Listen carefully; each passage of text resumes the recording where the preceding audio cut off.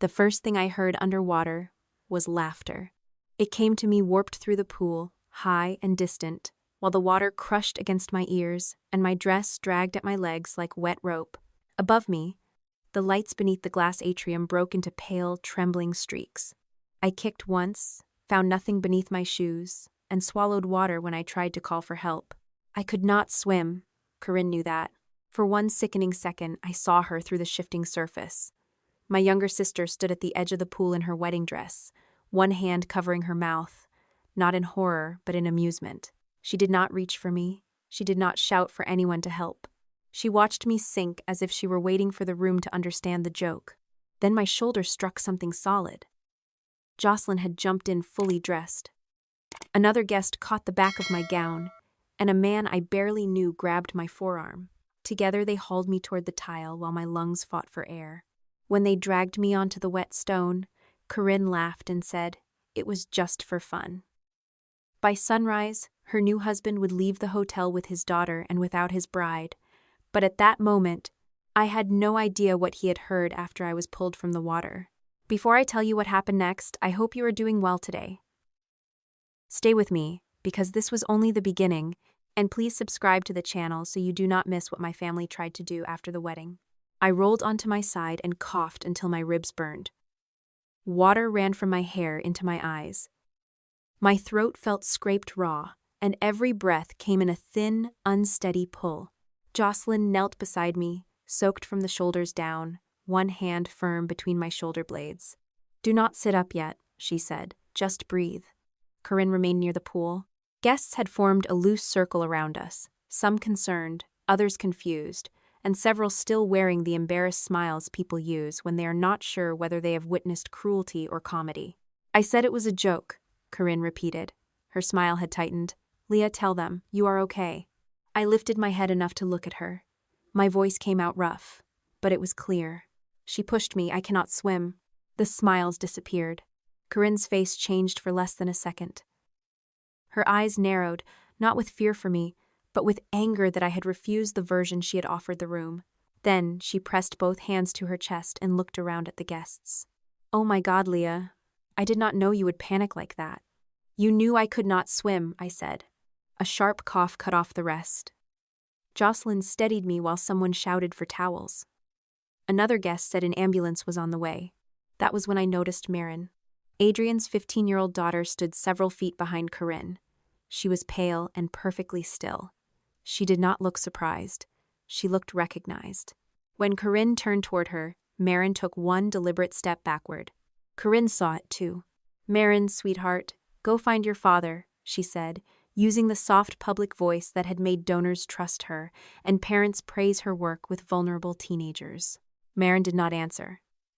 She pulled her phone closer to her body and moved toward the atrium doors without taking her eyes off Corinne.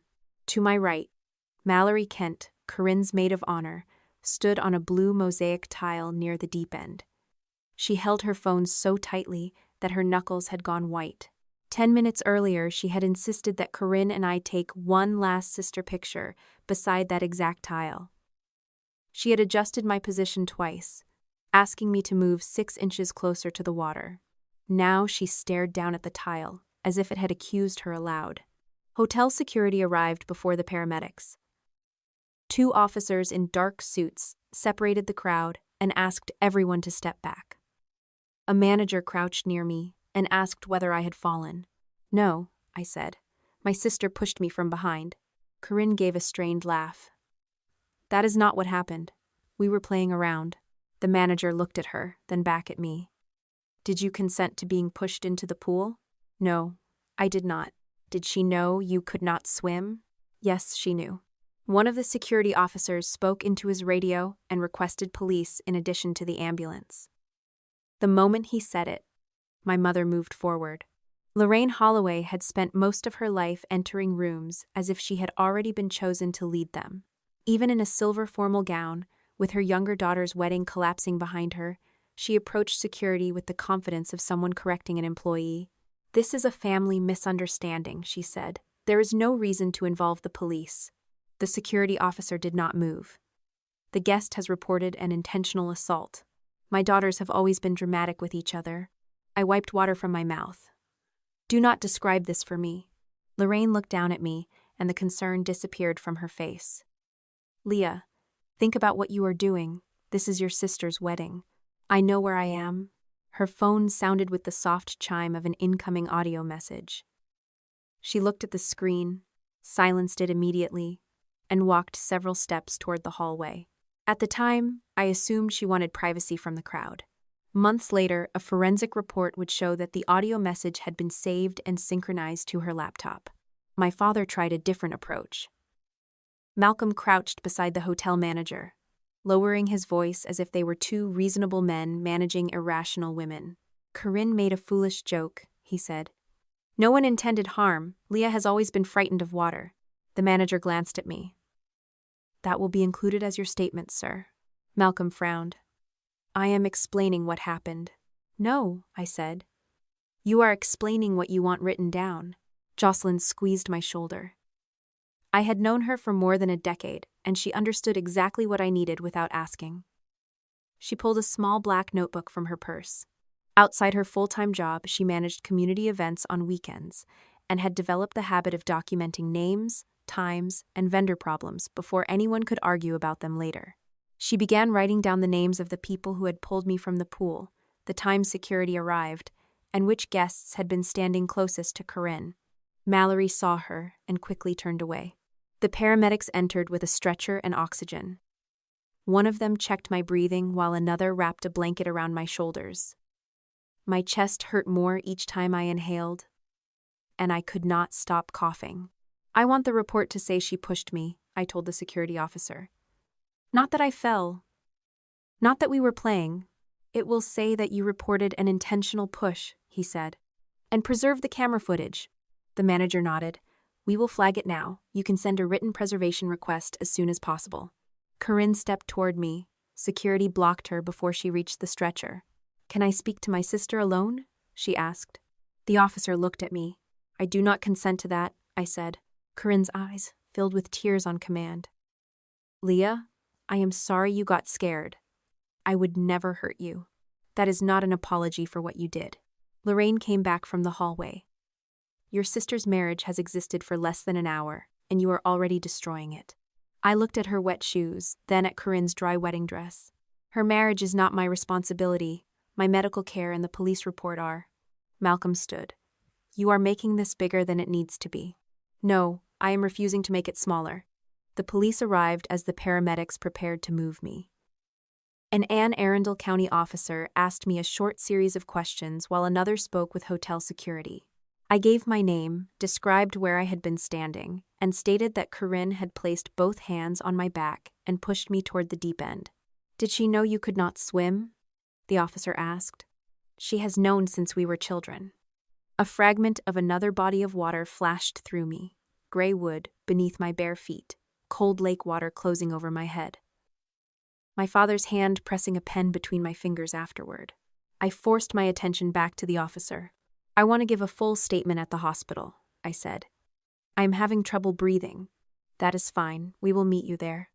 I did not ask them to arrest Corinne. I did not demand that the wedding be shut down.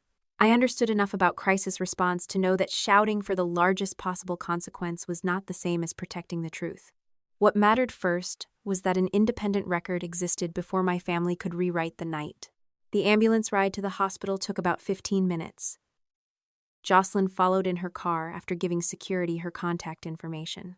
By the time we reached the emergency department, my wet dress had been replaced by a hospital gown, and my throat had swollen into a painful rasp. The doctor listened to my lungs, ordered observation, and later sent me for a chest image because of the coughing and chest discomfort. He did not declare that Corinne had committed a crime. The medical note recorded what I reported. My sister had intentionally pushed me into the deep end of a pool. I could not swim, and I had inhaled water before guests pulled me out. That distinction mattered. Facts did not become weaker because they were recorded carefully. The police officer arrived after midnight. With Jocelyn seated beside me, I gave a full recorded statement. I described Mallory positioning me on the blue tile. I described Corinne approaching from behind. I described the pressure of both hands against my upper back and the direction of the push. I gave the names I knew and told him Jocelyn had written down the others. When he asked whether there had been previous violence between Corinne and me, I hesitated. The old lake returned in pieces. A splintered railing. My sister's face above the water. My mother saying I would ruin everything if I told the deputy what really happened. There was an incident when we were younger, I said. I need time before I discuss it fully. The officer did not press. Tell us when you are ready. For tonight, we will document this event.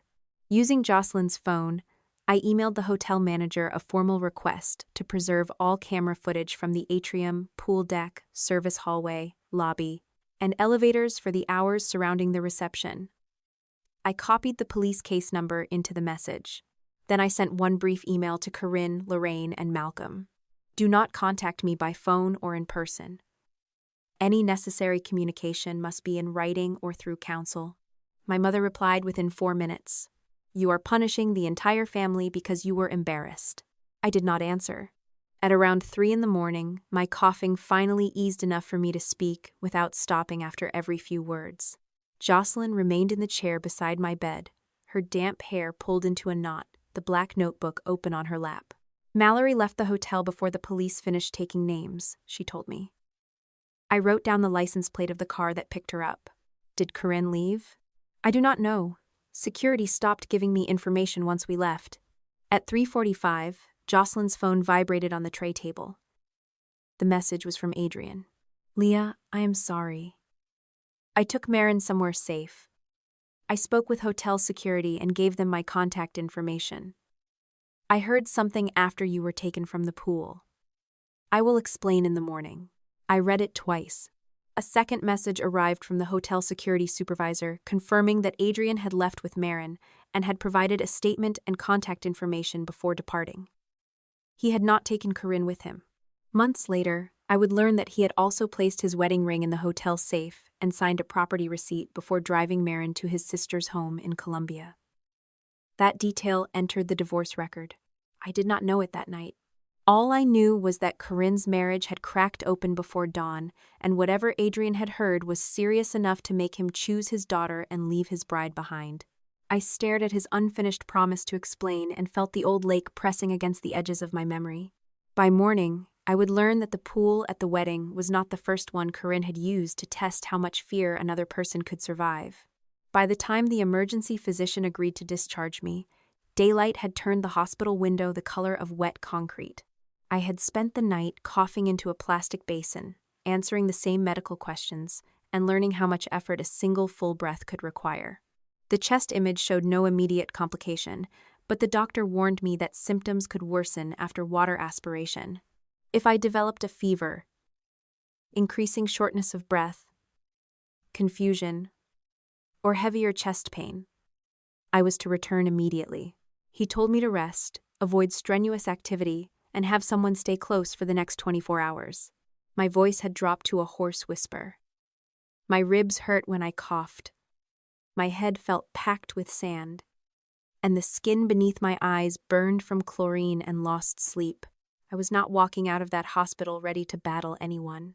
I was walking out with written instructions, a police case number, and Jocelyn carrying my ruined dress in a sealed plastic bag. That was enough for one morning. Before the nurse removed my identification band, she asked whom the hospital could speak to about my treatment. I authorized Jocelyn for practical updates and signed a release allowing the attorney I intended to hire to request copies of my records. I did not authorize my parents or Corinne. Lorraine arrived at the front desk before we left. I did not see her. Jocelyn did. The visitor list I had requested kept her outside the treatment area, and when she demanded to know whether I was still there, the receptionist refused to tell her anything. She said she was your mother, Jocelyn told me, as she helped me into her car. She is, I said. Jocelyn looked at me over the roof. That was not the question. I understood what she meant. Being my mother did not entitle Lorraine to my medical information, my room number, or access to me while I was exhausted enough to be pressured. Jocelyn drove me to my townhouse in Crofton. I spent most of the ride with the seat reclined, a folded towel behind my neck and a paper cup of water in my hands. Gray March rain streaked the windows. Every time tires hissed across standing water, My shoulders tightened before I could stop them. At my house, Jocelyn set an alarm for my medication, made tea I could barely taste, and put my phone on the dining table rather than beside the couch. "You do not have to answer anyone today," she said. "I need to know what they are saying. You need to know what they put in writing. That is different." She was right. 10 minutes later, my mother provided exactly that. The email subject read, "Family Statement Urgent." Lorraine had copied Corinne, Malcolm, Adrian, the wedding coordinator, and a public relations consultant connected to Bright Harbor. The draft below described the incident as a celebratory prank that resulted in an unexpected panic response. It said Corinne had believed I could remain afloat long enough for nearby guests to assist me. It thanked the hotel staff and asked everyone to respect the family's privacy while the newlyweds recovered from an emotionally distressing misunderstanding. The statement never said Corinne pushed me without warning. It never said she knew I could not swim. It did not mention the ambulance, the police report, or the fact that Adrian had left with Marin. At the bottom, Lorraine had added a private note to me. "Leah, your refusal to calm this down will damage Bright Harbor, Corinne's marriage, and the family's reputation. Please reply, 'Approved,' so we can release this before rumors spread." I read the message twice, not because it was complicated, but because it was so familiar. My family had always treated language like wet cement. Whoever pressed their version into it first got to decide the shape after it hardened. I replied to everyone copied, "I do not approve this statement. Corinne intentionally pushed me into the deep end of the pool without my consent. She knew I could not swim. I required emergency evaluation and filed a police report. Do not issue any statement in my name or imply that I agreed to this version." I forwarded the full email chain to the detective assigned to the case. Then I sent it to the attorney whose office had returned Jocelyn's early morning message. I did not post it online. I did not call the wedding guests. I did not threaten Bright Harbor. Corinne had spent years surviving by turning every conflict into a contest of emotion. I was not going to hand her a public outburst she could edit into proof that I was unstable. Around noon, Adrian texted to ask whether I was able to speak. He said Marin's mother knew where they were and had agreed to a brief video call, but Marin did not want to appear on camera. I told him to call. His face appeared on my laptop a few minutes later. He had changed out of his wedding clothes. His eyes were swollen, and there was a small room behind him with pale walls and a child's framed drawings. I assumed he was at his sister's house in Colombia because that was what hotel security had recorded. I did not ask for the address. "Marin is here," he said. "She can hear me. She does not want to be seen. That is her choice." A quiet voice beyond the camera said, "Thank you." Adrian lowered his eyes before he began. After I had been taken toward the ambulance, he had gone looking for Marin. He found her near the service corridor behind the atrium. Before he reached her, he heard Corinne and Lorraine speaking through a door that had not closed completely. "Tell me exactly what you heard," I said. "Do not summarize it." He nodded. Corinne said, "She went rigid, exactly like Marin did." Lorraine said, "Not here, Corinne." The room around me seemed to narrow. "What had Corinne told you about Marin?" "That she did not see what happened in the water," he said. Adrian explained that 4 months earlier, during a weekend at a private rental house, Corinne had offered to help Marin become more comfortable in the pool. Marin later told him Corinne had held her under the surface after she panicked, telling her to stop fighting the water. Corinne claimed Marin had grabbed her, lost control, and invented the rest because she did not want her father to remarry. I asked Corinne whether she saw Marin under the water, Adrian said. She said no.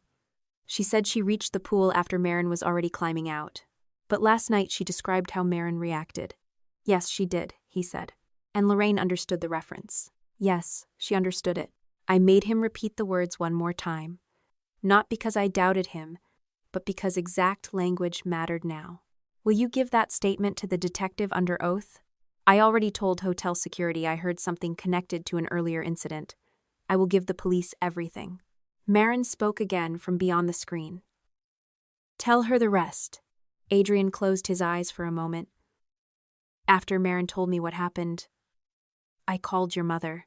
I felt anger sharpen my exhaustion." "Why did you call Lorraine?" "I wanted to know whether Corinne had ever done anything dangerous around water before. And what did my mother say? She told me there had been an accident when you and Corinne were younger. She said Corinne called for help and that you blamed her afterward because you were embarrassed. She said you had a history of turning fear into accusations. Jocelyn, sitting across from me, stopped writing. Adrian continued. I believed the explanation that made my life easier. I told Marin she had misunderstood. I made her apologize to Corinne. You did not misunderstand your daughter, I said. You chose not to believe her. He did not defend himself. I know, he said. No, you know now. She knew then. His face tightened, but he nodded. You are right. I looked toward the edge of the laptop screen, where Marin remained out of view. I am not going to tell your story for you, I said. I am not going to ask you questions or decide what your words mean. When you are ready, you deserve someone independent whose job is to protect you. Okay, she said. Adrian asked whether I could forgive him enough to accept his statement. That is not the same question, I said. I do not have to forgive you to use truthful evidence. Give your statement because your daughter deserved to be believed the first time, not because you want me to make you feel better now. He agreed to speak with the detective that afternoon. The next morning, March 17th, Jocelyn drove me to a small law office near downtown Annapolis. I moved slowly, wore flat shoes, and carried the hospital discharge packet in a folder because coughing still made my chest ache. The attorney, Denise Walker, handled civil injury claims and institutional misconduct cases. She made one thing clear before accepting my retainer. The police and the Anne Arundel County State's Attorney decide the criminal process, she said. You can cooperate, provide evidence, and correct false information. You cannot order an arrest or select charges. I do not want to run the criminal case. What do you want? I want the first accurate record to survive longer than my family's version. That answer seemed to satisfy her. I paid a $7,500 retainer from savings for the immediate preservation work, records review, and communication with the hotel and Bright Harbor. Any later personal injury claim would be handled under a separate contingency agreement. It was a serious amount of money for me, but it did not endanger my mortgage or require a miraculous source of cash. Denise confirmed that the hotel had locked the relevant footage against routine deletion. The detective had scheduled separate interviews with Adrian and Mallory. No one had promised me what the video showed, and no one had arrested Corinne. That is normal, Denise said. Good cases are built before they are announced. Before we finished, she placed a printed email on the table. This arrived for you through the publisher's fact-checker. 2 weeks before the wedding, I had received a short request asking me to confirm several family details for Corinne's memoir. One question referred to the Deep Creek Lake rescue. I had replied that I would not verify the passage because it did not match my memory. I had assumed the publisher would remove my name or ask for clarification. Instead, the fact-checker had now sent the full chapter. The title was The Day Water Taught Me Courage. I had heard Corinne use that phrase in speeches. I thought it referred to a vague childhood scare she had polished into a lesson for donors. I had never attended her major fundraising events, and she had never sent me the full story. The chapter used my name. Corinne wrote that she saw me slip from a dock, dove in despite being only 17, kept my face above water, and called for help while our parents stood frozen in shock. She described holding me until an employee arrived. She claimed that watching my helplessness inspired her to devote her life to protecting frightened young people. I read the pages without speaking. The scene was detailed enough to sound remembered. The weather, the dock, the rented house, even the color of my shirt were real. Only the hero had been invented. Near the end, Corinne wrote that I had later thanked her for saving my life and told her she had been braver than anyone in our family. I had never said those words. Denise asked whether I wanted to stop. No, keep going, I said. The next pages showed where the story had traveled. The chapter referenced awards, grant applications, speaking engagements, and Bright Harbor's founding materials. Corinne had not merely lied about one afternoon. She had turned my fear into professional property. Until that moment, I had believed the wedding push was meant to humiliate me and test Adrian. Now I understood what my refusal to approve the memoir had threatened. Corinne had pushed me into the pool because she needed the room to see me as unstable before anyone asked why I had refused to confirm the story that built her career. I closed the chapter and placed both hands flat on the table. I need to tell you what really happened at Deep Creek Lake, I said. The first time Corinne stood beside deep water and watched me disappear, there had been no wedding guests to pull out their phones, no hotel cameras, and no detective waiting at a hospital. There had only been my family, a deputy's report, and a pen my father forced into my hand. The chlorine stayed in my hair through 2 showers. By Tuesday morning, every time I turned my head, I caught the chemical smell beneath the shampoo. The cut hospital bracelet lay beside my discharge papers on the kitchen table. Its white plastic strip curled like something shed from my skin. I sat across from Denise Walker with Corinne's memoir chapter spread between us and marked every sentence that was false. She did not dive after me. She did not hold my face above water. Our parents were not frozen with fear. I had never thanked her for saving me. By the time I reached the final page, the margins were crowded with notes. Jocelyn sat beside me, her black notebook open on her knee. Why did you never correct this before? I did not know she had told it this way. You knew she talked about a water accident. I thought she said it taught her compassion. I did not know she had made herself the rescuer. Jocelyn watched me for a moment. And the actual incident? I looked at Denise instead of answering. She closed the office door. Anything you tell me is confidential unless you authorize me to share it. But if there is a document with your signature that contradicts what you say now, I need to know before Corinne's lawyer puts it in front of us. There is, I said. At least there was. The plastic bracelet pressed against my wrist in my mind. The office carpet disappeared beneath a strip of sun-bleached dock. The chlorine in my hair became lake water and gasoline from the marina pumps. I was 23 again, standing barefoot at Deep Creek Lake in July of 2009 while my sister told me I had ruined her future. Corinne was 17 that summer. She had applied for a scholarship, sponsored by a local civic foundation, and claimed she had spent the school year volunteering with a student outreach program where I occasionally worked during graduate school. She had attended twice. On the application, she wrote that she had volunteered every week. When the scholarship committee called me to verify her hours, I told them the truth. Corinne lost her place as a finalist. Our parents had rented a house near the lake for a week, and Lorraine spent the first 2 days treating me as if I had reported my own sister to the police. You could have said you did not remember, she told me. They asked me a direct question. She is 17. That does not make the answer different. Malcolm said almost nothing, which was how he expressed agreement with my mother while preserving the appearance of neutrality. On the 3rd afternoon, I walked down to the marina to return a life jacket Malcolm had rented and left near the house. I did not wear it. I was not planning to enter the water, and I had avoided deep water since childhood because I had never learned to swim. Corinne followed me onto the dock. The marina was busy, but not crowded. A boat engine idled near the fuel station. Someone hammered against metal farther down the slips. The dock beneath us was hot enough to sting the soles of my feet. Corinne stopped behind me and said, "You enjoyed it." I turned. Enjoyed what? Making them reject me. You lied on the application. You could have protected me. Protecting you would have required me to lie. Her face changed. The wounded younger sister disappeared, leaving something flatter beneath it. You always need to be right, she said. No, you need everyone else to be wrong for noticing what you do. I picked up the life jacket and turned toward the marina office.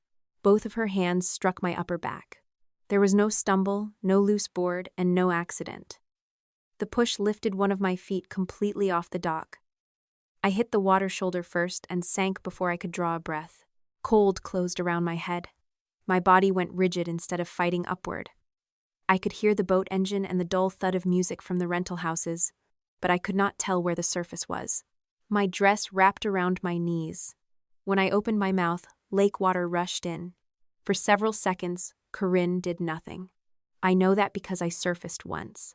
My face broke through the water long enough for me to see her standing above me. She had one hand gripping the dock post. Her eyes were wide, but she was not calling for help. Then she looked past me. A man in a marina shirt was running toward us. Only then did Corinne scream. My sister fell in. She cannot swim. The man dropped his radio, kicked off his shoes, and jumped. His name was Tyler Boone. He was 27 and worked summer maintenance at the marina. He reached me from the side, locked an arm beneath my shoulders, and dragged me toward the ladder while I coughed against his sleeve. Tyler never saw Corinne push me. By the time he looked toward the dock, I was already in the water. That fact mattered later. Marina staff called emergency services. A deputy arrived with the paramedics and took down our names. I refused transport to the hospital after my breathing stabilized, but the paramedics brought me into the marina's first aid clinic for observation. The deputy asked each adult to describe what had happened. Because the marina also needed written accounts for its insurer, the manager handed us accident forms and said they would be included with the rental property information. At the top of mine, I wrote the date, the dock number, and my contact information. In the space-marked description of incident, I wrote one sentence. Corinne pushed me from behind. Corinne wrote that I stepped backward while arguing and lost my balance. Lorraine said she had not witnessed the fall but heard Corinne call for help. Malcolm described it as an accident. Tyler wrote that he saw me in the water, saw Corinne on the dock, and heard her call for help only after he began running toward us. He did not claim to know how I entered the water. The deputy made his own incident note, recorded that the family accounts conflicted, and told me I could make a formal complaint. Corinne was a minor. I was exhausted, coughing, and surrounded by 3 people insisting I had misunderstood a physical act I had felt with my own body. I still said I wanted my account preserved. Malcolm offered to return the marina forms after adding the rental policy number and insurance details. The manager knew him as the person who had booked the house, so he handed Malcolm the packet. That evening, my father placed a new sheet of paper in front of me at the rental house. It was labeled Supplemental Statement for Property Insurer. The paragraph said I had become upset during an argument, stepped backward, and lost my balance. It said Corinne immediately called for help and remained on the dock, only because she could not safely enter the water. I pushed it away. That is not what happened. Malcolm sat across from me at the dining table. It is a less emotional description. It is a lie. It prevents a family accident from becoming a criminal accusation against a 17-year-old. She pushed me. Lorraine stood near the kitchen counter with her arms folded. Your father and I are paying the deposit on your apartment when classes begin. We are covering part of your tuition. We are not financing someone who is determined to destroy her sister. I looked at Malcolm. Are you threatening to make me homeless because I wrote what happened? He did not meet my eyes. You can support yourself if you insist on behaving like an independent adult. They had spent years reminding me that graduate school was possible because of their generosity. My teaching assistant's stipend covered food and basic expenses, but not tuition and housing. The lease for my fall apartment required a guarantor. Malcolm had already signed the preliminary forms. Lorraine placed my original handwritten statement beside her purse. If you accuse Corinne, she said, we will tell the deputy you have been unstable since childhood. We will tell your university you are having another episode. You will spend months defending yourself while your sister loses her future. I do not have episodes. You panic around water. You exaggerate when you are frightened. We have all seen it. For nearly 3 hours, I refused. I asked to call the deputy. Malcolm took the house phone from the table and said I could use it after I calmed down. I tried to leave, but Lorraine reminded me that my car keys were in Malcolm's pocket because he had driven us back from the marina. Corinne sat on the stairs where she could hear everything. She never apologized. Near midnight, I signed the supplemental statement. My hand shook so badly that the first letter of my last name looked broken. Malcolm mailed that version to the rental insurer the next morning. Lorraine kept my original handwritten form in what she called the family records box. The supplemental statement was not sworn testimony.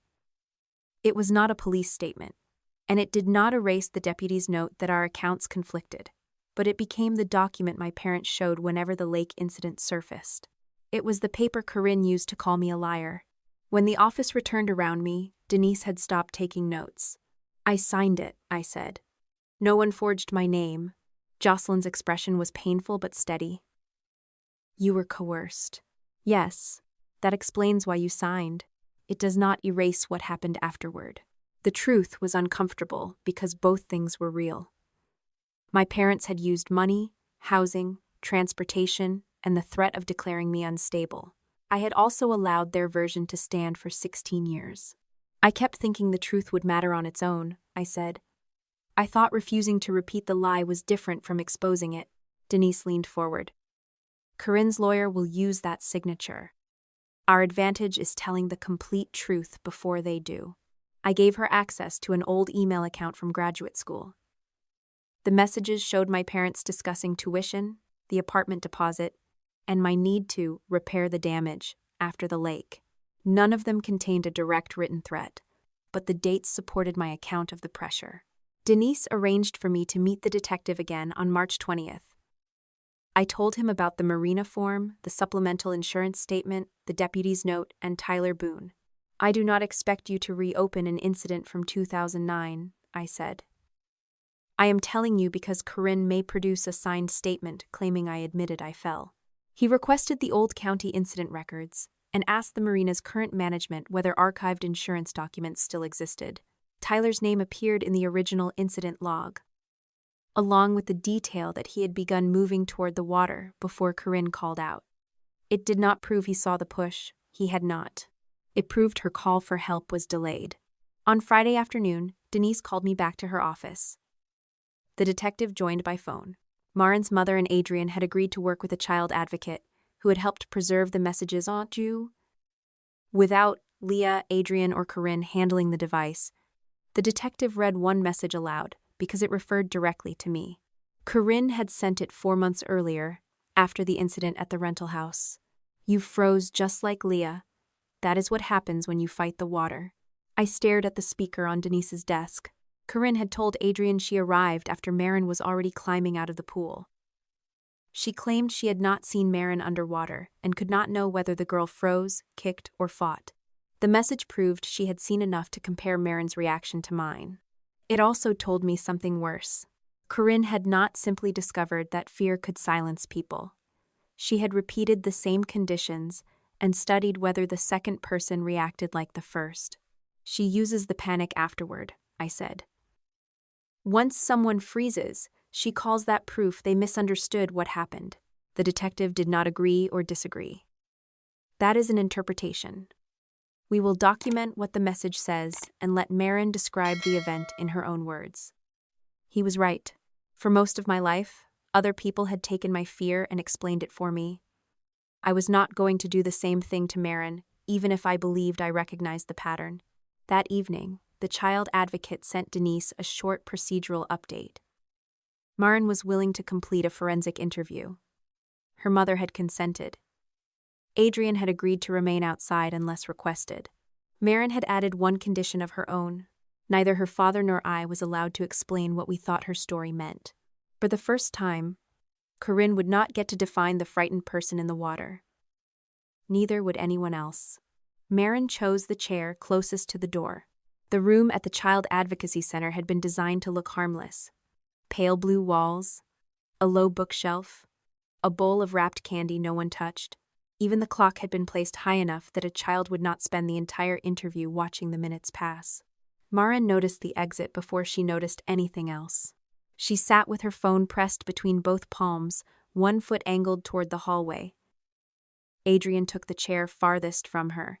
Her mother sat beside the advocate, close enough to offer support but not close enough to crowd her.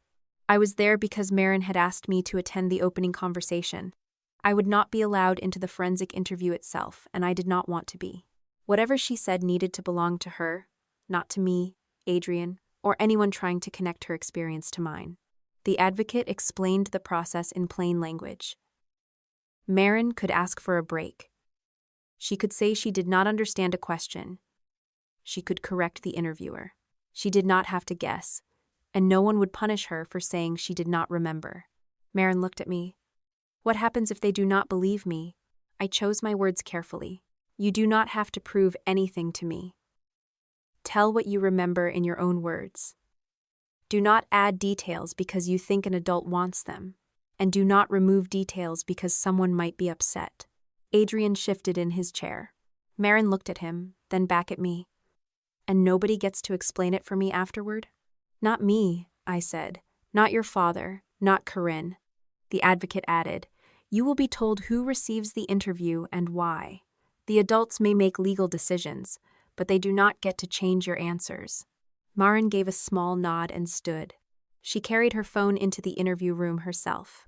The door closed behind her, and Adrian pressed both hands between his knees. I could see that he wanted to speak, but for once he seemed to understand that his discomfort was not the emergency. Marin's mother went outside to call her attorney. The advocate remained in the hallway, watching through a secure monitor that I could not see. I sat across from Adrian in the waiting area. I keep hearing what I said to her, he told me. What did you say? That Corinne was trying to help. That panic could distort memory. That accusations could destroy a person's reputation. The words sounded too much like Lorraine. Did my mother give you that language? Some of it. And the rest? He looked toward the closed door. The rest came from me. That answer mattered more than an excuse would have. The interview lasted almost 2 hours, including 2 breaks. I never saw the recording. Later that day, with written authorization from Marin's mother and under rules set by the advocate, Denise received a limited summary containing only the information relevant to the investigations. Corinne had offered to teach Marin how to float during a weekend at a private rental house 4 months before the wedding. There was no lifeguard. The pool had no visible security camera, and no other adult had been on the deck when the lesson began. Marin told the interviewer that Corinne asked her to lie on her back and place her trust in the person supporting her. At first, Corinne held one hand beneath Marin's shoulders and another beneath her lower back. When Marin became nervous and tried to sit up, Corinne told her she was resisting because she liked being afraid. Then Corinne changed her grip. She held one of Marin's wrists and pressed down near her shoulder. Marin's face went beneath the surface. When she fought upward, Corinne told her to stop struggling and let the water teach her that panic was a choice. Marin could not say exactly how long she had been held under. Frightened people do not carry stopwatches in their heads. She remembered swallowing water, striking Corinne's arm, and hearing Corinne laugh when she reached the side of the pool. She also remembered Corinne saying, "Now you know how much worse you make things when you fight." When Adrian came outside, Corinne was holding a towel around Marin's shoulders. She told him Marin had panicked during a normal floating exercise and grabbed her hard enough to frighten them both. Marin said she told her father the truth that night. He asked whether she might have confused Corinne supporting her with Corinne holding her down. Marin said no. He asked again the next morning. She still said no. 3 days later, after Lorraine called Adrian, he made Marin apologize for accusing Corinne of something dangerous. The summary did not call Corinne guilty. It did not diagnose Marin or interpret her emotions. It recorded what she remembered, what she did not know, and what happened afterward. That restraint made it stronger. After the interview, the advocate asked whether Marin wanted to leave through a separate exit. She said she wanted to speak to Adrian first, but only if her mother and I remained in the room. Adrian sat across from his daughter. "I believed the explanation that protected the wedding," he said. "I told myself I was being fair, but I was asking you to make my life easier. I made you apologize to someone you said had hurt you." Marin twisted the edge of her sleeve. "Are you sorry because she pushed Leah? Or because you believe me now?" "Both. That is not the same thing." "No," he said. "It is not." She looked at him for several seconds. "You keep saying you should have known. You should have listened." "I already told you." Adrian nodded. "You did. I do not want to hear that you forgive yourself. I will not ask you to help me do that." He told her he would attend counseling with her if and when she chose, and that he would follow whatever boundaries she and her mother set regarding contact. He did not ask for a hug. He did not tell her families survive mistakes. He did not promise that one apology would repair what he had broken. I respected that, but respect was not forgiveness. When we stepped into the hallway, Adrian tried to thank me for being there. "Do not turn me into the reason you finally listened to your daughter," I said. "She was telling the truth before I went into that pool." "I know." "Then act like it after everyone stops watching." He accepted that without argument. 3 days later, the digital evidence technician met with Marin, her mother, the advocate, and their attorney. Adrian was permitted to attend the opening explanation, but did not touch the phone. I was not present. The technician created a forensic copy of the relevant message threads and preserved timestamps, account identifiers, attachments, and deletion records. Denise later received copies through the proper evidence-sharing process. I never held Marin's phone, never asked for her password, and never told her which messages mattered. The verified conversation was worse than the screenshot Adrian had first described. The morning after the rental house incident, Maren had texted Corinne. "You held me under after I tried to get up." Corinne replied, "I stopped you from hurting yourself." Maren wrote, "You did not let me breathe." Corinne answered, "You froze just like Leah." That is what happens when you fight the water. 4 minutes later, Corinne sent another message. "Your father is finally happy. Do not make adults afraid of you because you cannot control your reactions." The wording was almost clinical. Corinne had learned to describe cruelty as care and fear as misconduct. She did not need to call Maren a liar directly. She only needed to suggest that the girl's reaction made her dangerous to the adults around her. The metadata confirmed the messages came from Corinne's account. They had not been edited, forwarded from another device, or assembled from isolated screenshots. They also destroyed her claim that she had arrived after Maren left the water. Corinne knew Maren froze. She knew Maren fought the water. She knew enough to compare the girl's response to mine. Adrian received the evidence through his own attorney. He called Denise rather than contacting me directly, and asked whether he could provide an additional statement. In that statement, he admitted that Corinne had denied seeing Maren underwater. He also admitted that Lorraine had called him privately before he required Maren to apologize. Until then, I had assumed my mother's involvement was limited to reassuring Adrian that Corinne had no history of dangerous behavior. It was not. Maren told the advocate that Lorraine had called her directly the day after speaking with Adrian. The advocate allowed one portion of that disclosure to be shared because it showed potential pressure on a minor witness. Lorraine had said, "Your father has been alone for a long time. Sometimes young people mistake fear for harm. If you keep insisting on this, you may destroy the happiest thing that has happened to him." Maren asked whether Lorraine believed Corinne. Lorraine answered, "I believe families survive when people stop repeating the worst version of a mistake." The sentence was polished enough to sound compassionate. I had heard versions of it my entire life. Do not repeat the worst version. Do not destroy someone's future. Do not make fear into an accusation. The language changed depending on the audience. The purpose never did. Adrian searched his email and found a message Lorraine had sent him that same afternoon. "Do not reward attention-seeking by delaying the wedding. Maren needs reassurance, but she also needs to understand that serious accusations create serious consequences." She had not merely answered Adrian's questions. She had instructed him how to treat his daughter's disclosure. Denise forwarded the email to the detective, Maren's attorney, and the independent child safety consultant advising Bright Harbor's insurer. The detective asked Adrian and Lorraine for separate interviews. Lorraine agreed only through counsel. For several days, nothing public happened. Corinne continued presenting herself as a newlywed, whose husband had abandoned her after a family misunderstanding. Bright Harbor released a statement saying she had temporarily stepped back from public events to focus on her marriage and personal well-being. The statement did not mention me or Maren. My mother sent one email through her attorney. Lorraine denies pressuring any child. Her communications were intended to reduce emotional escalation during a difficult family transition. I did not reply. On March 29th, Denise called and asked whether I recognized the name Celeste Ruiz. I did. Celeste had worked as a program director at Bright Harbor until the previous year. Corinne told people she left after becoming overwhelmed by the emotional demands of working with traumatized teenagers.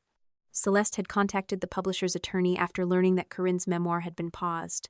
The publisher directed her to Denise because some of her documents referred to Lorraine and to the same language used in Corinne's origin story. Celeste did not ask to speak with me directly. She sent a message through counsel first. I agreed to meet at Denise's office on the condition that Celeste bring her own attorney or receive independent advice before handing over anything covered by her separation agreement. I did not want another woman to surrender control of her story because my case needed evidence. Celeste arrived on March 31st carrying a slim accordion folder. She was composed until Denise asked whether she wanted the door left partly open. "Yes," she said immediately. "Please." She chose the chair nearest the doorway, the same way Maren had. Celeste explained that during a staff retreat, Corinne asked everyone to share a fear that prevented them from becoming stronger leaders. Celeste disclosed that she had severe claustrophobia after being trapped in an elevator as a child. 2 weeks later, Corinne asked her to retrieve donated supplies from a storage room at Bright Harbor. When Celeste stepped inside, Corinne pulled the door shut and held it from the outside. At first, Celeste thought the lock had jammed. Then she heard Corinne speaking through the door. "You cannot lead frightened children if a small room controls you. Celeste begel her to open it." Corinne told her to breathe through the fear. When another employee approached, Corinne released the door and claimed Celeste had experienced a panic attack during a routine task. Later, she told the board that Celeste's instability created a risk for the teenagers in their care. Celeste opened the accordion folder. Inside were her original written complaint, emails to Lorraine, the board's response, and the separation agreement she had been pressured to sign. Her attorney had already reviewed it. The agreement contained a non-disparagement clause, but it did not prevent her from reporting dangerous conduct to law enforcement, insurers, regulators, or an authorized investigator. "Why come forward now?" I asked. "Because I thought I was the exception," she said. "Then I read that Corinne pushed you into a pool and called your reaction the problem." She slid the first email across the table. "I can prove she learns what people fear," Celeste said. "Then she creates the fear herself and uses their panic as evidence that they are unstable." Celeste's original complaint was 7 pages long. She had written it the morning after Corinne locked her in the storage room. The first page listed the date, time, names of the employees present, and the exact words Corinne used through the door. The remaining pages documented the panic attack, the colleague who found her on the floor, and the urgent care visit that followed. Celeste had not written like a disgruntled employee. She had written like a program director who understood that details disappeared when powerful people wanted them to. Denise placed the complaint beside the separation agreement. "Did the board interview the colleague who found you?" "No," Celeste said. "Lorraine told me the board wanted to resolve the matter privately before it damaged donor confidence." Celeste's attorney opened a second folder containing email printouts. "The agreement has a non-disparagement clause. It does not prohibit my client from cooperating with law enforcement, an insurer, a regulator, or an authorized safeguarding investigation." One email had been sent by Lorraine to the chair of Bright Harbor's board. Celeste's emotional reaction has obscured the intent of a leadership exercise. Corinne attempted to help her confront a known limitation, but Celeste interpreted the experience through unresolved childhood trauma. Another described the storage room incident as a training misunderstanding. Lorraine recommended a severance package because Celeste's continued presence might create tension among staff and undermine confidence in Corinne's leadership. The wording was polished, but I recognized the machinery beneath it. Corinne created the fear. The frightened person reacted. Lorraine turned the reaction into evidence that the frightened person could not be trusted. My parents had used the same method after Deep Creek Lake. They never had to prove I lied about the push. They only had to make my panic sound less reliable than Corinne's calmness. Celeste watched me read the messages. She told the board I was too unstable to work with traumatized teenagers. What did she tell the staff? That I left for personal reasons. And the families? That Bright Harbor supported me through a difficult transition. She gave a humorless smile. They made my removal sound like another example of their compassion. The documents included an email from a board member asking whether the storage room door had actually been held shut. Lorraine replied that focusing on mechanics would distract from the broader purpose of the exercise. That sentence stayed with me. Mechanics were where accountability lived. Who touched the door, who applied pressure, who could leave and who could not. Calling those details a distraction allowed Corinne to transform an action into an intention, then demand credit for the intention she claimed to have. Denise asked Celeste whether she was prepared for Bright Harbor to attack her credibility again. "They never stopped," Celeste said. "They only stopped doing it where I could hear."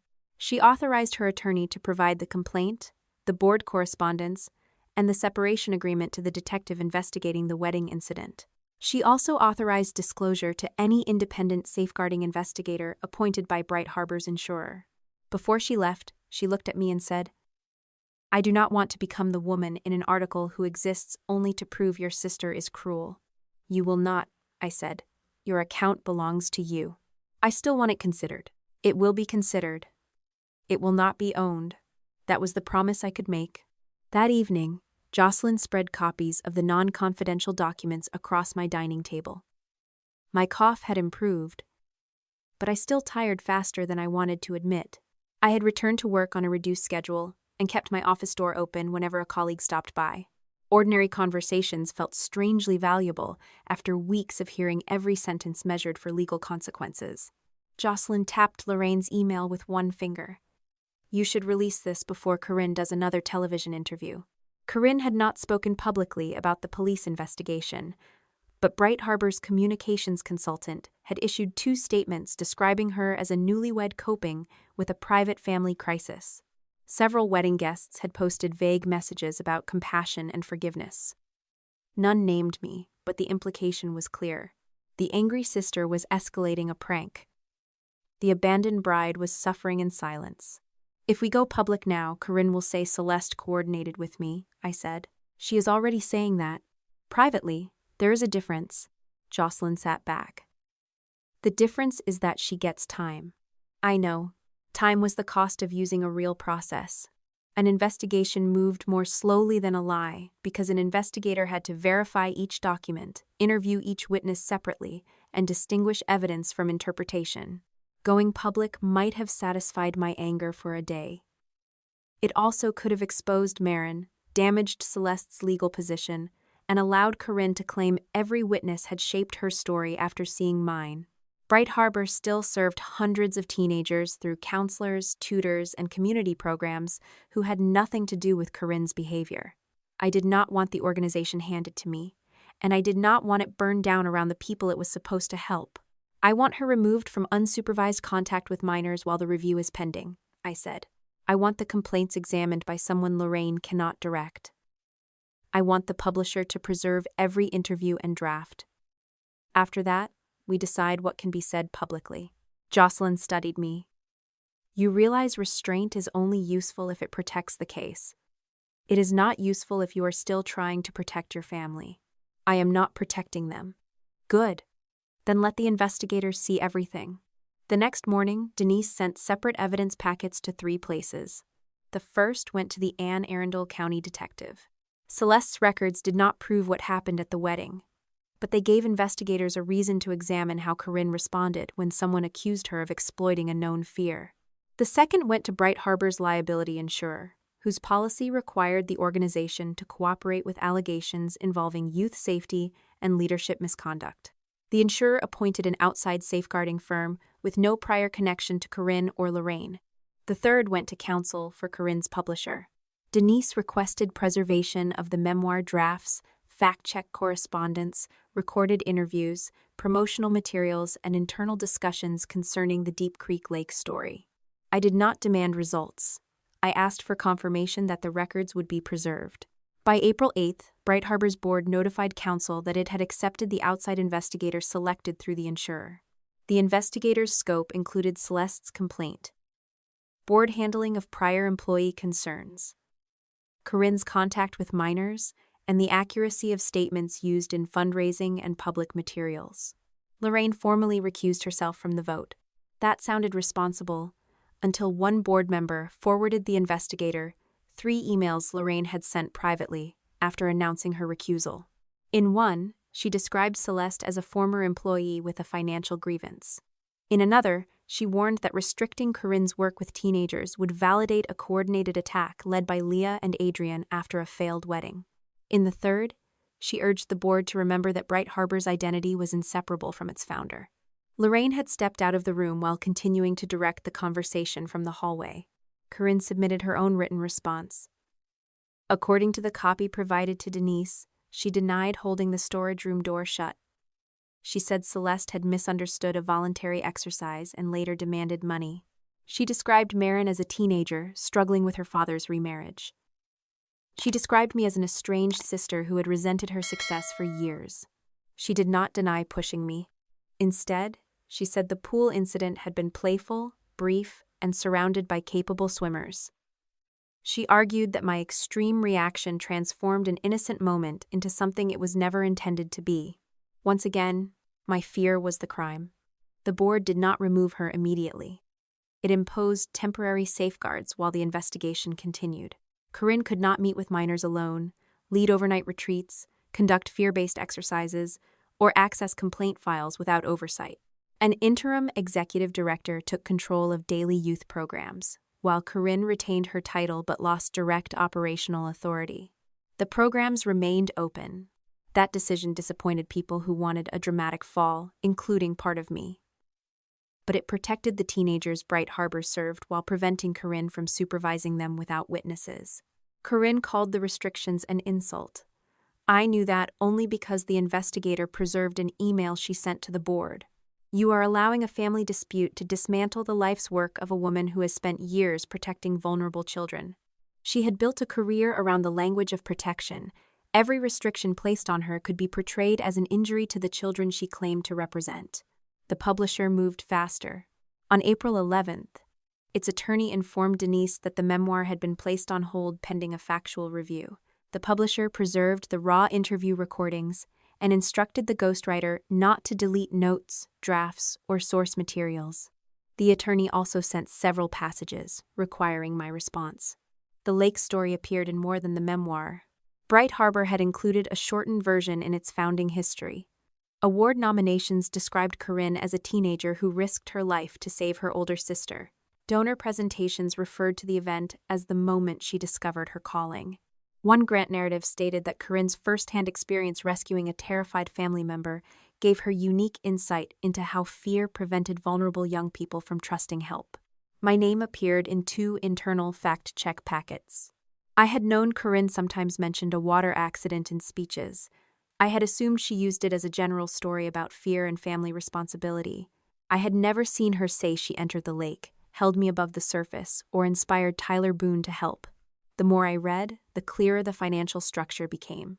The story gave Corinne moral authority.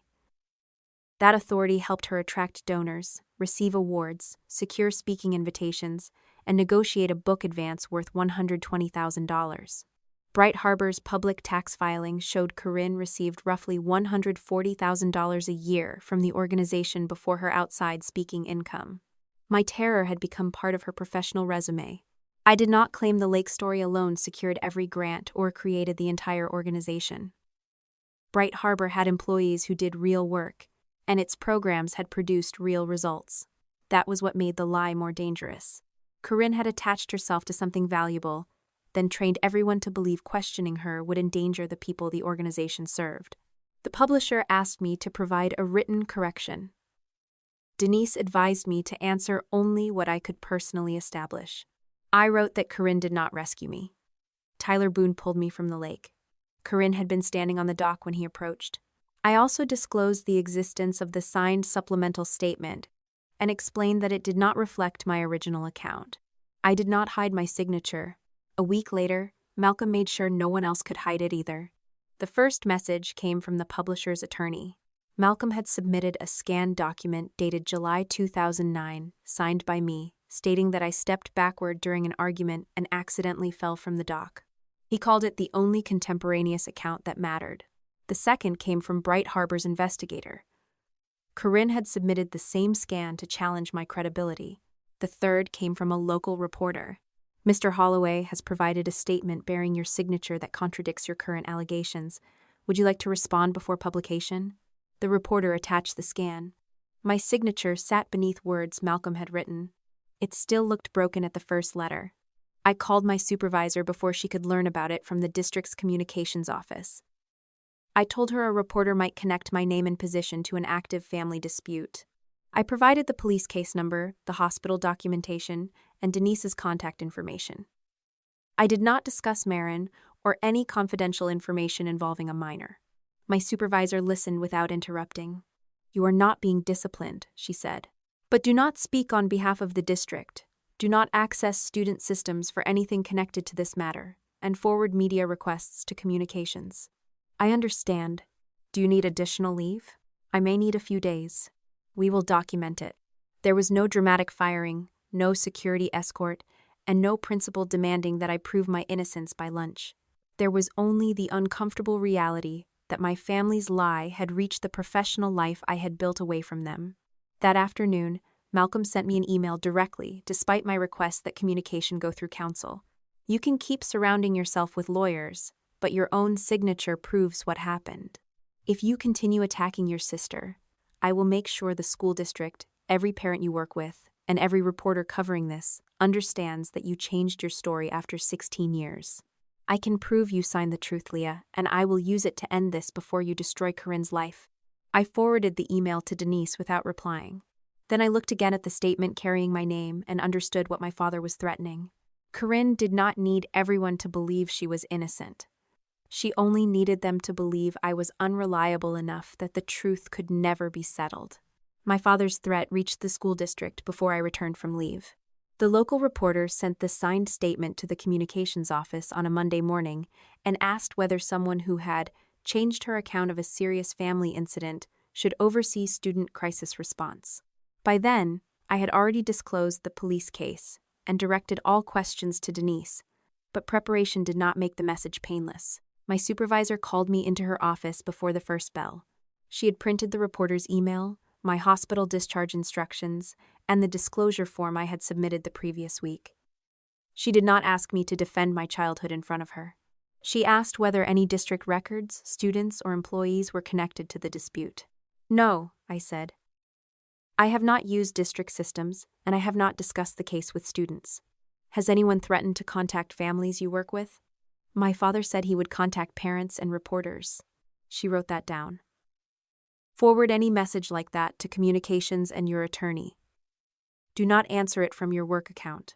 The district did not suspend me or open an investigation into my personal life. It placed reasonable boundaries around media contact and reminded staff not to speak for the school system. I used 3 additional leave days because I was sleeping poorly and still became short of breath when I climbed stairs too quickly. Those days cost me the stipend from an evening training program I had been scheduled to lead. Denise documented the lost income with the rest of my damages. Nothing about the process was dramatic. No security guards escorted me out. No parent group demanded my resignation. Still, every time someone paused outside my office, I wondered whether Malcolm had sent them the statement bearing my name. That was the damage he understood best. He did not need to prove I was lying. He only needed to introduce enough uncertainty that I would spend my energy explaining myself. Denise told me not to respond to his email. Your father wants engagement, she said. If you correct one claim, he will make 3 more. Let the evidence speak through the investigation. I need to ask him where the original statement is. We can ask through counsel. He will deny having it. Then he can deny it in writing. I knew she was right. Jocelyn knew it too. Neither of them understood why that answer felt insufficient. For 16 years, I had carried one private belief beneath everything else. If Malcolm were forced to look directly at what happened, without Lorraine shaping the language, and without Corinne crying beside him, he would admit that he knew. I did not expect him to become a different father. I wanted one honest sentence. Yes, she pushed you. It was an irrational thing to need from a rational man, which was precisely why I mistook it for unfinished business instead of hope. I asked Denise to arrange a meeting through my parents' attorney. She advised against it unless there was a written agenda and counsel present. My parents refused those conditions. Malcolm said he would speak to his daughter, not participate in an interrogation staged by lawyers. I went anyway. Jocelyn argued with me in my kitchen while I placed my phone, keys, and a small notebook into my purse. You know what they do with information, she said. I am not bringing evidence. You are carrying it in your head. I need to see whether he will deny it to my face. You already know what he believes. I know what he has written. She crossed her arms. That difference matters only to you. It did matter to me. That was the problem. I shared my live location with Jocelyn, scheduled a check-in for 1 hour later, and drove to my parents' house outside Annapolis. I did not bring original documents. Denise knew where I was. I had planned for physical safety and completely underestimated emotional exposure. Lorraine opened the door before I knocked twice. You should not have come without your lawyer if you intend to threaten us, she said. I came because Dad said he would talk to me. Malcolm waited in the living room. He had placed 3 glasses of water on the coffee table, as if this were a normal family discussion. Corinne was not there. I did not touch the water. The house looked exactly as it had before the wedding, except a framed photograph of Adrian and Corinne had been removed from the mantel. A lighter rectangle remained in the dust where it had stood. Malcolm gestured toward the couch. "Sit down. I would rather stand." Lorraine gave a quiet sigh. "This performance is exhausting." I ignored her. "Where is my original Marina statement?" Malcolm folded his hands. "You signed the statement that was submitted." "That was not my question. The insurer received the accurate account. The account you wrote. The account you approved. After you threatened my apartment, tuition, and reputation." Lorraine stepped between us. "We provided support with conditions. Every parent does that. Most parents do not require their adult daughter to change an accident report after her sister pushes her into a lake." Malcolm's jaw tightened. "Corinne was 17. I was 23, not disposable." "No one said you were. You treated my safety as less important than her scholarship application. That scholarship had already been lost because of you." The sentence came from Lorraine, but Malcolm did not correct it. I looked past her toward the built-in cabinet beside the dining room. One door stood partly open. Inside were gray archival boxes stacked in 2 columns. Each had a white label in Lorraine's handwriting. Bright Harbor Personnel. Donor Complaints. Family Medical. Deep Creek, 2009. Wedding Response, 2025. My breathing changed before my mind caught up. Lorraine followed my gaze and moved quickly to close the cabinet. "What is in those boxes?" I asked. "Nonprofit records," she said. "One says Deep Creek, old insurance papers, and Wedding Response, communications, drafts. You told the board you had recused yourself. I am still allowed to preserve records." The boxes were not proof of a crime. Keeping documents was not illegal, and I could not open a cabinet in someone else's home simply because the labels disturbed me. But I remembered Lorraine placing my handwritten Marina statement beside her purse. I remembered the way she saved every version until she knew which one would be most useful. "You kept the original," I said. "I kept family records." "That means yes." Malcolm stood. "You came here to accuse your mother of organizing files?" "I came to ask whether you know Corinne pushed me." He looked toward the closed cabinet, then back at me. I should have stopped there. I should have asked the question and left. Instead, I began telling them what the investigators had. I told them Adrian had given a sworn statement about the hallway conversation. I told them Marin's phone had been preserved independently. I told them Corinne's message proved she saw Marin freeze underwater. I told them Celeste had provided her complaint and board emails. I told them the publisher had frozen the memoir and preserved the raw interviews. Lorraine's expression remained controlled, but her right hand tightened around the cabinet key. Malcolm listened until I finished. Then he said, "How many people are you willing to hurt to prove your sister frightened you?" "She did not frighten me. She pushed me into water knowing I could not swim. You survived." The room went silent. I looked at my father, waiting for him to hear his own words. He continued, "You survived the lake. You survived the wedding. Marin survived whatever happened at that rental house." Celeste walked out of the storage room. "You are trying to destroy a marriage, a nonprofit, and services for hundreds of children over moments that ended without permanent injury. A person does not earn innocence because someone else rescued her victim. That language is exactly why no one can reason with you. Did you know Corinne pushed me in 2009? He did not say no. He said, "I knew 2 sisters were arguing and one of them ended up in the water." Did you believe I stepped backward? I believed the version that prevented one bad decision from destroying 2 lives. It was the closest he had ever come to admitting the truth. It was also worse than denial. Malcolm had not protected Corinne because he lacked evidence.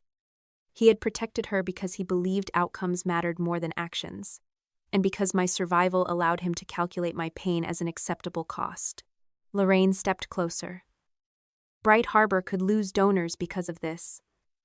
Children will lose counseling. Staff will lose jobs.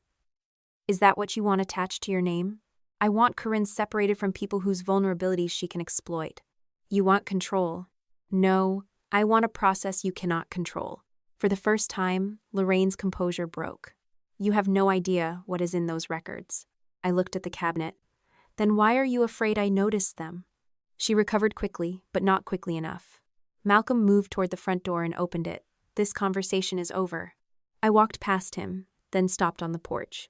"I came here hoping you would finally choose the truth," I said. "That was my mistake." He did not answer. I reached my car before the scheduled check-in and called Jocelyn from the driveway. "I told them too much," I said. She was quiet for half a second. "Are you safe?" "Yes." "Did you touch anything or take anything?" "No." "Did they admit anything?" "Not in a way a court would care about." "And in a way you care about?" I looked at the house through my rearview mirror. Lorraine stood behind the curtain near the cabinet. "My father said we all survived." Jocelyn understood immediately. "Come home." My second call was to Denise. I told her everything I had disclosed, including the messages, Celeste's complaint, the memoir records, and the existence of the independent review. I also described the labeled gray boxes without claiming to know their contents. Denise did not scold me. That would have been easier. "You gave them a map of the investigation," she said. "From now on, no direct meetings. No exceptions." "I understand." "Write a detailed account of the conversation while it is fresh. Include the boxes, labels, exact language, and where everyone stood. Do not embellish." "I will." "And Leah, wanting your father to admit the truth is not evidence that he ever will. I know that now." Within hours of my visit, Corinne and Lorraine began contacting wedding guests. I did not witness those calls. I learned about them months later through call logs, saved messages, and records Lorraine had preserved. At the time, I only saw the effects. 2 guests who had initially told hotel security that Corinne pushed me sent revised statements saying their view had been obstructed. Another wrote that I might have lost my balance during a playful exchange. A bridesmaid emailed the detective to say Lorraine had called and reminded her that the family wanted to avoid harming vulnerable children, served by Bright Harbor. The most important call went to Mallory. By then, Mallory had already retained a criminal defense attorney. She knew the police had requested another interview, and she knew the hotel footage would show her positioning me on the blue tile before Corinne approached. According to the voicemail she later preserved, Corinne told her they needed to stay consistent. Corinne said the plan had only been to create a funny moment and that I ruined it by panicking. Then she told Mallory to delete their wedding week chat because reporters might twist harmless planning messages. Mallory did not delete it. Corinne sent another audio message 20 minutes later. "If you suddenly change your story, I will tell them the pool idea was yours." That threat changed Mallory's calculation. She had participated. She had guided me to the marked tile and agreed to laugh. She was not an innocent guest who discovered the truth afterward. But Corinne's message made it clear that loyalty would not protect her. If the investigation tightened, Corinne intended to make Mallory absorb the blame. Mallory's attorney contacted the detective the next morning. She admitted Corinne had planned to push me into the deep end. Corinne told her I could float long enough for 2 strong swimmers standing nearby to pull me out. Mallory knew there would be a push, knew where it would happen, and agreed to position me. She claimed she did not know I could not swim. The detective did not promise immunity. The state's attorney considered a limited non-prosecution agreement, only because Mallory came forward before charges were filed, surrendered her original phone, consented to a forensic extraction, and agreed to provide truthful testimony. She could still face civil liability and professional consequences for her role. Mallory's cooperation did not make her good. It made her useful. The forensic technician recovered the full message thread with metadata, deleted fragments, voice notes, and timestamps. Mallory had not received a vague instruction to arrange photographs. She and Corinne had discussed the water, the depth, the placement of guests, and the reaction Corinne wanted from the room. Denise called me after the detective authorized her to see a limited preview. "You need to prepare yourself," she said. "This proves planning more clearly than the footage ever could." She read the exchange exactly as it appeared. Mallory had written, "You're really putting her in the deep side?" Corinne replied, 5 seconds. She can float. Laugh first." The message did not make me feel relieved. It made me angry in a cleaner, more dangerous way. For weeks, Corinne had described the push as an impulsive joke that became frightening only because I panicked. Now her own words showed that she had chosen the deep side before I arrived at the pool. 5 seconds. She can float. Laugh first. I had never told Corinne I could float. She knew the opposite. Denise would not let me photograph the preview or forward it to anyone. Mallory's phone was still being processed under an evidence protocol agreed upon by her attorney, the detective, and the technician. Until that work was complete, the message was not just something we had seen on a screen. It had to be tied to the device, account, date, and surrounding conversation in a way Corinne's lawyer could not dismiss as an edited screenshot. The process took another 9 days. The technician created a complete forensic image of Mallory's phone, calculated digital identifiers showing that the copy remained unchanged, and documented every person who handled the device. The original phone was sealed after extraction. Investigators worked from the verified copy. Denise explained the procedure without pretending I needed to become a computer expert. "They are preserving the conversation as it existed," she said. "Not only the visible words. They are preserving timestamps, account information, deleted fragments, attachments, and the order in which the messages were sent. Can Corinne claim Mallory altered them? She can claim anything. The metadata will determine whether the claim has support." The complete thread began 3 days before the wedding. Corinne sent Mallory a photograph of the hotel pool deck with a blue circle drawn around one mosaic tile. "Put Leah here for the sister photos." Mallory answered, "That's the deep side." Corinne replied, "I know."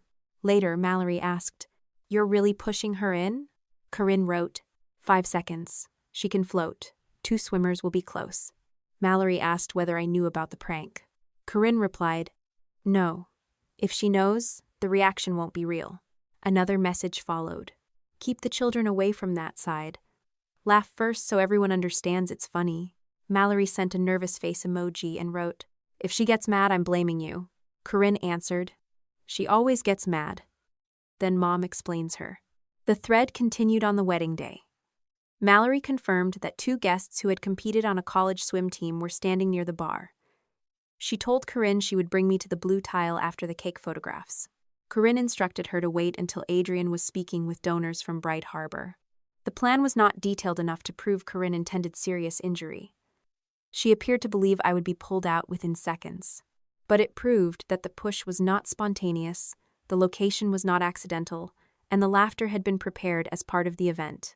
Mallory had not simply failed to stop Corinne. She had helped arrange the conditions. Her attorney negotiated the terms of her continued cooperation with the Anne Arundel County State's Attorney's Office. No one promised that she would escape every consequence. Prosecutors agreed only that they would consider her early cooperation, truthful testimony, and surrender of the phone when deciding whether to charge her. Denise warned me not to confuse cooperation with innocence. "I do not," I said. "She put me on that tile. She will likely face civil exposure even if the state does not prosecute her." "Good." Denise looked at me over the top of her glasses, waiting to see whether I would take the word back. I did not. Mallory knew there would be a push. She helped isolate the location and remove children from the area. She deserved a consequence. The fact that Corinne later threatened her did not erase the choice she had already made. On June 3rd, the detective invited Denise and me to view a limited portion of the hotel footage. We watched in a small interview room at the county police station. The detective controlled the video and paused whenever Denise asked a procedural question. There was no audio. The first camera showed Mallory approaching me near the ballroom doors. She touched my elbow and directed me toward the pool. I could see myself asking a question. Mallory pointed toward the blue tile and adjusted my position once, then again. The second camera covered the pool deck from above. Corinne entered the frame behind me. Even knowing what was coming, I stopped breathing. She looked toward the bar first. One of the former college swimmers stood less than 20 feet away. Then Corinne looked toward the atrium doors, where Adrian had been speaking to guests. She walked behind me, placed both hands between my shoulder blades, and drove forward. My body disappeared over the edge.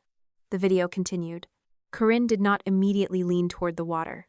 She turned toward the guests and lifted both hands as though presenting the end of a joke. Mallory laughed. 2 other people smiled uncertainly. Then the water began moving violently where I had gone under. Jocelyn entered the frame at a run. Only after she jumped did Corinne bend toward the pool and begin shouting. The detective paused the footage. I stared at the still image of my sister looking into the water while Jocelyn's body broke the surface beside me. "She checked where the swimmers were," I said. "That is one possible interpretation," he replied. "The footage establishes where she looked and what she did." A witness or additional evidence may establish why. He was careful, for the same reason the medical staff had been careful. Evidence grew stronger when no one asked it to prove more than it could. The footage showed the planned location, the push, the delay, and the rescue. It did not record Corinne's thoughts. It did not contain her instructions to Mallory.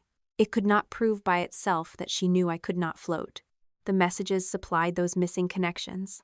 After the detective resumed the video, I watched paramedics cover me with a blanket and security separate Corinne from the stretcher. In the background, Mallory stood near a service door looking at her phone. The forensic extraction showed what she received. Corinne had written, "She is fine. Stick to what we planned." Mallory answered, "The ambulance is here." Corinne replied, "Because Leah is making it worse. We splashed her as a joke. That's all." Mallory did not respond. 40 minutes later, after police arrived, Corinne sent another message. "Delete this chat. Reporters twist everything." Mallory wrote, "I'm not deleting anything." Corinne answered, "Then remember the pool idea came from you." Those messages mattered for a different reason than the planning thread. The earlier conversation established preparation. The later conversation showed Corinne attempting to control the account and remove evidence once she knew a police report existed. The detective called it possible evidence of consciousness of guilt. Denise reminded me that the phrase did not guarantee a charge. The prosecutor still needed corroborating witnesses, a clear sequence, and a charging theory supported by Maryland law. Mallory's account had to be tested against the video, hotel records, and statements she gave before deciding to cooperate.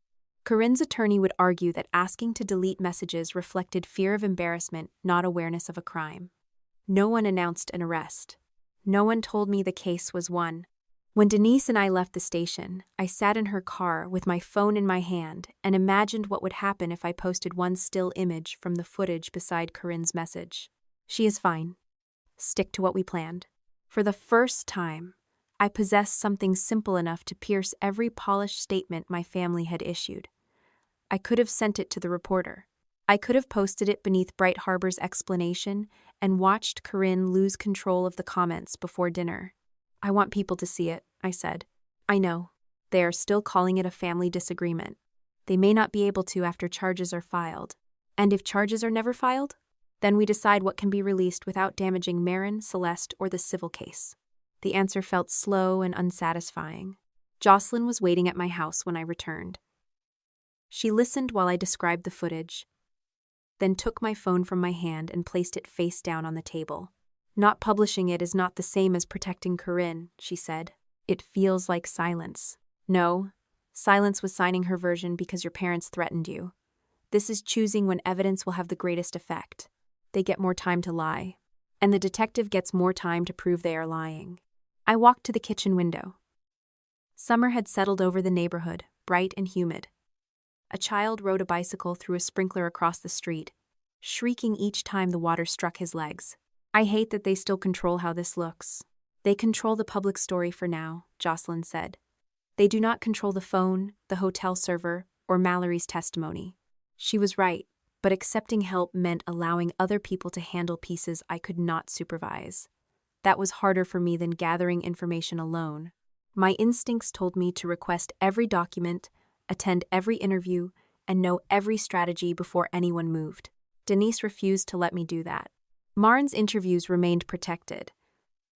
Celeste communicated through her own attorney. Mallory's agreement belonged to the prosecutor. The hotel footage stayed in evidence. I received updates, not ownership. For the first time since the wedding, I stopped trying to hold the entire case in my hands. The investigation continued through June. Detectives re-interviewed the guests closest to the pool before any footage became public. Some corrected their first statements after being shown where they had been standing. Others admitted they laughed because Mallory laughed first and they assumed the bride had arranged something harmless. One guest remembered Corinne saying, "She'll be up in a second," before Jocelyn jumped. Another said Lorraine approached him after the ambulance left and asked him not to use the word push because it might create legal trouble over an accident. None of those accounts proved everything. Together, they showed that Corinne and Lorraine were already shaping language while I was being transported to the hospital. Mallory provided more. After her second police interview, Corinne sent 3 messages accusing her of betrayal. The first said Mallory had misunderstood the plan. The second said Mallory had selected the pool as the prank location. The third warned that Corinne would tell investigators Mallory acted alone if she changed her story again. Mallory also preserved a voicemail from Lorraine. Lorraine's voice was calm. "Mallory, everyone understands you were helping with a harmless wedding moment. Stay with the account you gave at the hotel. Leah's reaction does not change anyone's intent. Do not let investigators frighten you into describing something more serious than it was." The voicemail had arrived 2 hours after my meeting with Malcolm and Lorraine. I did not know what conversation occurred before Lorraine made that call. I knew only what the recording established. She contacted a witness and told her to maintain a particular account while police interviews were active. The state's attorney's office reviewed the call along with Corinne's threats. The prosecutor did not tell me whether Lorraine would be charged. Denise said the evidence could influence charging decisions, plea negotiations, or the assessment of whether either woman attempted to interfere with witnesses. Mallory's life began changing before any criminal decision. She worked as an event coordinator for a company that managed weddings and corporate receptions. After her attorney disclosed that she had intentionally positioned a guest for an undisclosed pool stunt, the company placed her on leave. 2 weeks later, it terminated her employment for violating safety rules and exposing clients to risk. She also received notice that I intended to include her in the civil claim. Mallory's attorney asked whether I would release her from liability in exchange for continued testimony. I declined. She can cooperate because it is the right thing to do or because it helps her legal position, I told Denise. Neither reason requires me to absorb her consequences. Denise conveyed that response without adding emotion. Mallory continued cooperating. By late July, the criminal file contained the planning messages, post-incident deletion request, hotel footage, medical records, witness statements, Adrian's account of the hallway conversation, and the independently preserved messages involving Marin. The evidence had become stronger than anything I imagined on the night of the wedding. Then Lorraine's attorney contacted the prosecutor. Denise called me on July 28th and asked me to come to her office. She would not discuss the message by phone.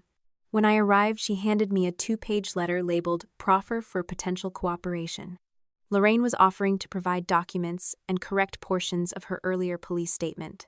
Through her lawyer, she claimed Corinne had repeatedly misrepresented events to her and had placed Lorraine at risk by using family and nonprofit records without full context.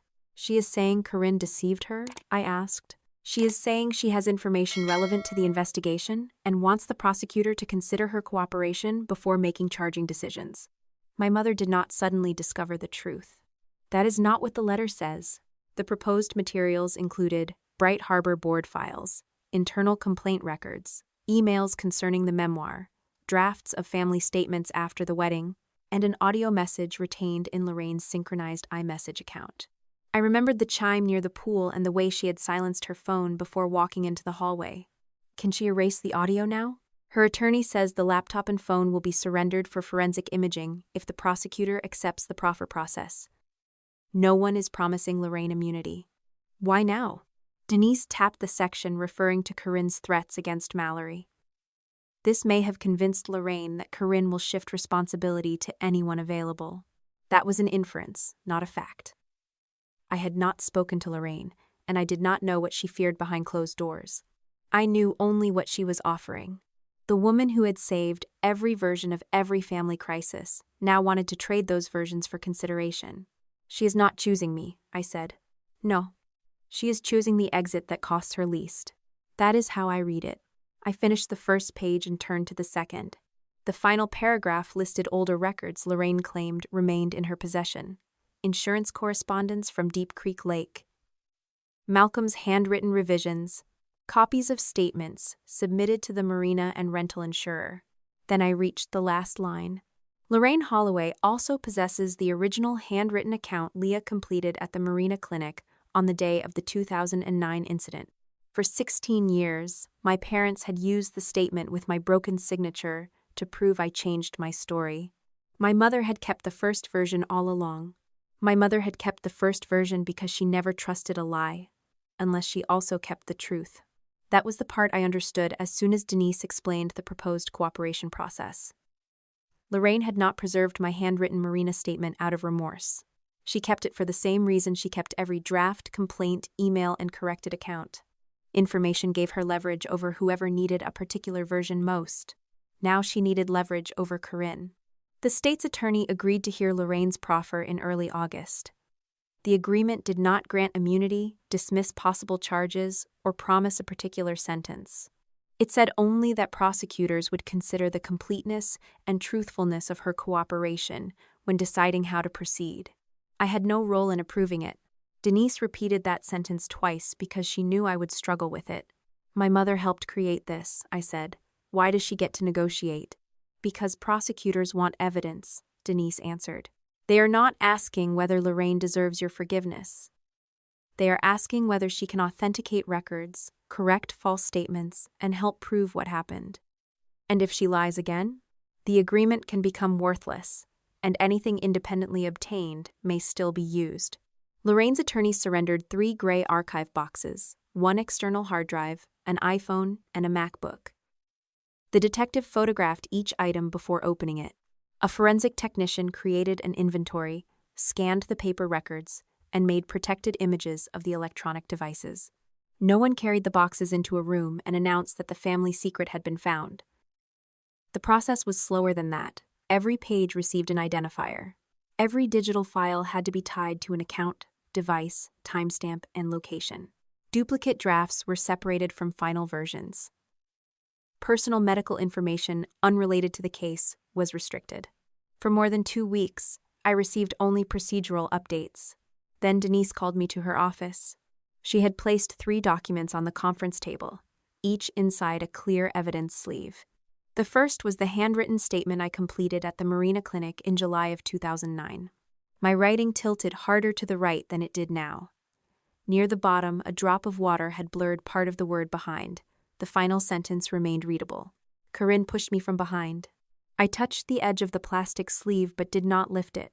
For 16 years, I had wondered whether I remembered writing those words because I needed to believe there had once been a version of myself who refused to cooperate. There she was, 23 years old. Wet, coughing, frightened, and still accurate. The second document was a photocopy of that form with Malcolm's handwritten revisions in the margins. He had circled the word pushed and written lost balance above it. Beside Corinne's name, he wrote remove blame.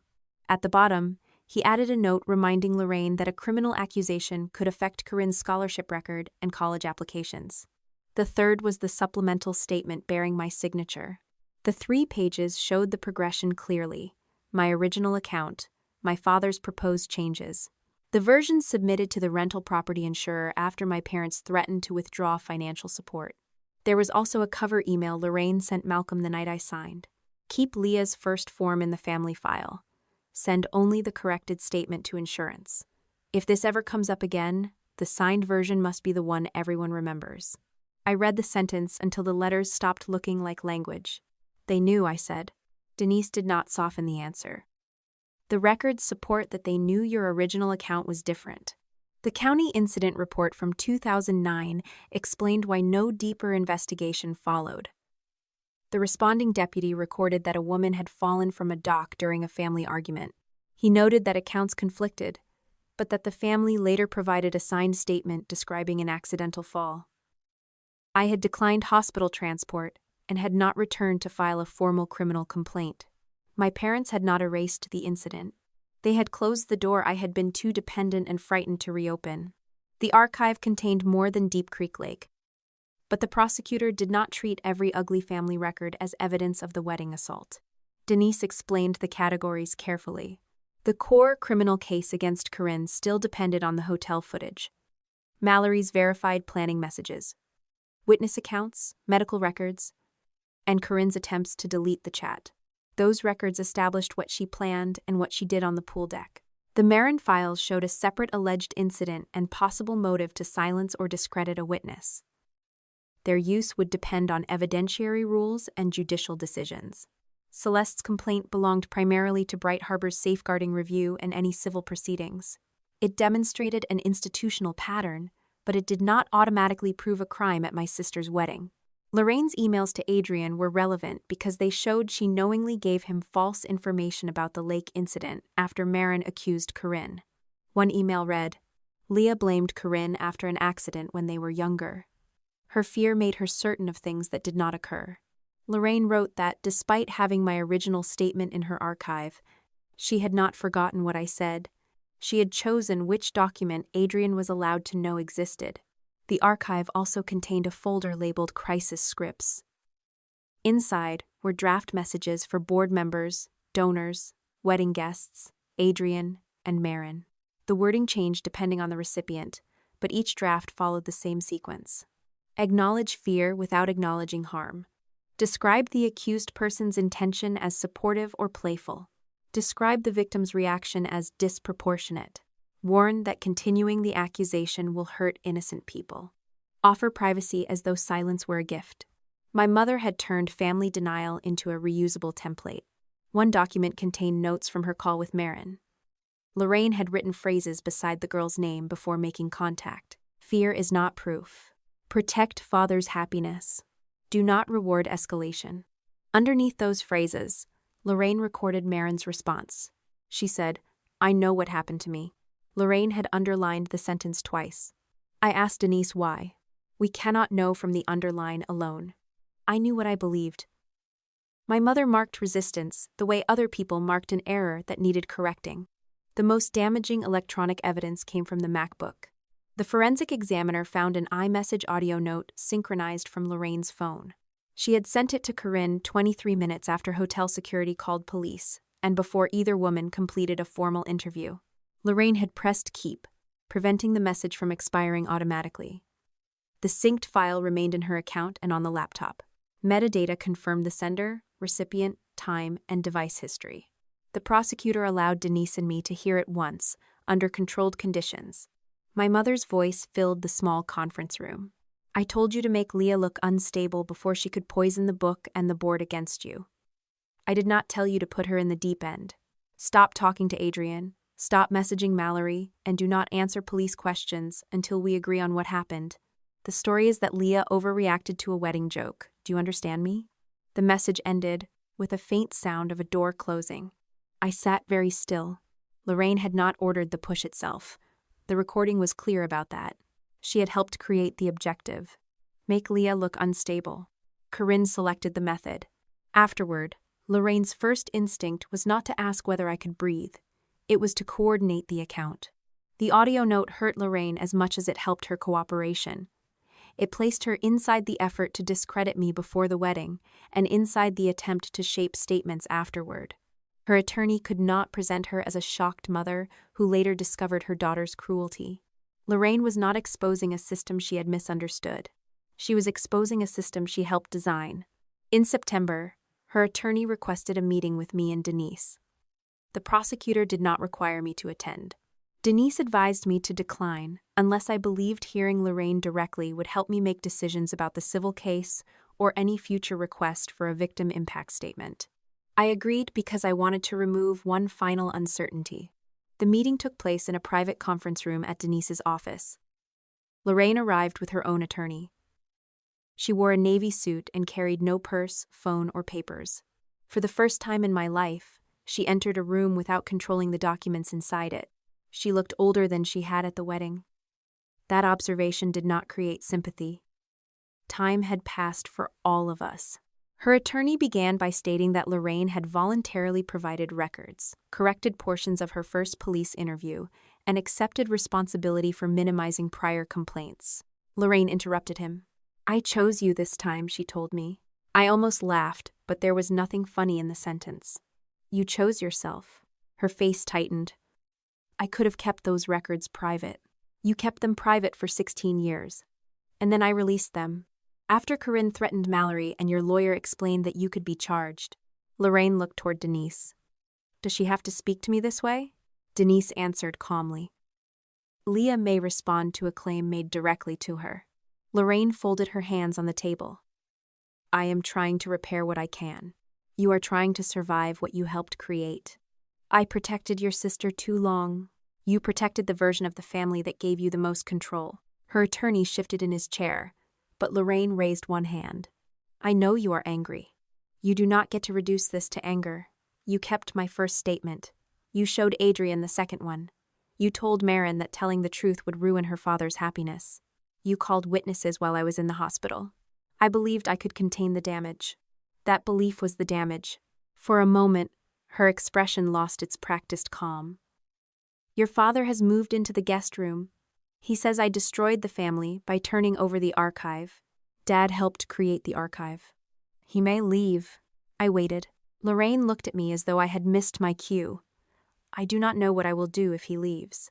There it was. The request hidden beneath the confession. Not forgiveness yet. Not openly. She wanted reassurance that if Malcolm abandoned her and Corinne went to prison, I would become the daughter who absorbed the remaining consequences. I will not take care of you because the people you protected turn against you, I said. I am your mother. You used that title to demand access to me after the hospital. It did not work then either. Her attorney said Lorraine was not asking for a commitment. Lorraine looked at him sharply. She had been asking. She simply wanted me to volunteer before the request became visible. I need to know whether you will acknowledge my cooperation when the prosecutor decides what to do, she said. I will tell the truth. You surrendered important evidence after your own legal risk became clear. I will not call it courage, and I will not write a letter asking anyone to forgive you. You would let them charge me after I gave you the statement that clears your name? The statement does not clear my name. It confirms that you knew the truth while helping Corinne use the lie. Lorraine's mouth pressed into a narrow line. I expected anger. Instead, she sounded tired. Your sister will say this was all my idea. Will she be lying? Lorraine looked away. The answer was not simple. That was why Corinne had survived so long. My mother designed the rules, my father enforced them, and Corinne learned to use them more aggressively than either parent expected. They were responsible in different ways. None of them became innocent because another person was worse. The state's attorney filed charges against Corinne on September 22nd. She was charged in Maryland with second-degree assault based on the planned push at the hotel pool. Additional allegations involving deleted evidence, witness pressure, and the earlier incidents remained under review or available for use in separate proceedings. The charging document did not call the wedding push attempted murder. It alleged intentional offensive physical contact and harm supported by the footage, messages, witnesses, and medical evidence. Corinne appeared through counsel at her first court hearing. She was released pending trial under conditions that prohibited direct or indirect contact with me and Marin. She could communicate with Adrian only through attorneys regarding the divorce, and could not ask third parties to carry messages to either victim. I attended remotely from Denise's office rather than sitting in the courthouse. The camera showed Corinne beside her attorney, dressed in gray, her face composed for the judge.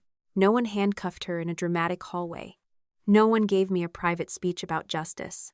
The judge reviewed the conditions, warned Corinne that violations could affect her release, and set the next hearing date.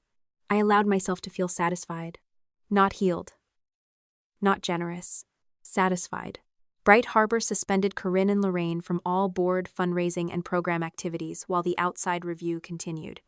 The interim executive director remained in place. Youth services stayed open, but neither woman could access staff complaints or contact participants on behalf of the organization. That evening, Jocelyn brought dinner to my house. We ate at the kitchen table beside the window while rain moved across the glass. You were right, she said. The process took longer. I was not sure I could wait, but you did. I looked at the copied charging document Denise had allowed me to keep. My name appeared only where necessary. The evidence did not describe me as jealous, hysterical, unforgiving, or difficult. It described inaction. Corinne approached from behind. She placed both hands on me. She pushed me into the deep end. For the first time, an official document began with what she did instead of how I reacted. The relief lasted until the following morning. Denise forwarded a motion filed by Corinne's defense attorney. The motion challenged the reliability of my account and asked the court to limit references to the Deep Creek Lake incident. Attached was the supplemental statement I signed in 2009. The defense argued that I had described the lake event as an accident for 16 years, then changed my story only after Corinne's wedding, marriage, nonprofit position, and book contract began collapsing. It described my new account as a campaign of revenge supported by former employees, an alienated stepdaughter, and a husband seeking leverage in divorce. The original handwritten statement was mentioned only as an unverified family document discovered after Lorraine sought favorable treatment. Corinne's lawyer was not denying that she pushed me at the wedding. He was preparing to argue that everything else happened because I had spent 16 years waiting to punish her. Corinne's lawyer wanted the court to treat my old signature as a door that locked every other fact outside. The prosecution answered that the case did not depend on what happened at Deep Creek Lake. It depended on hotel footage, verified messages, medical records, witness statements, and Corinne's conduct after the wedding.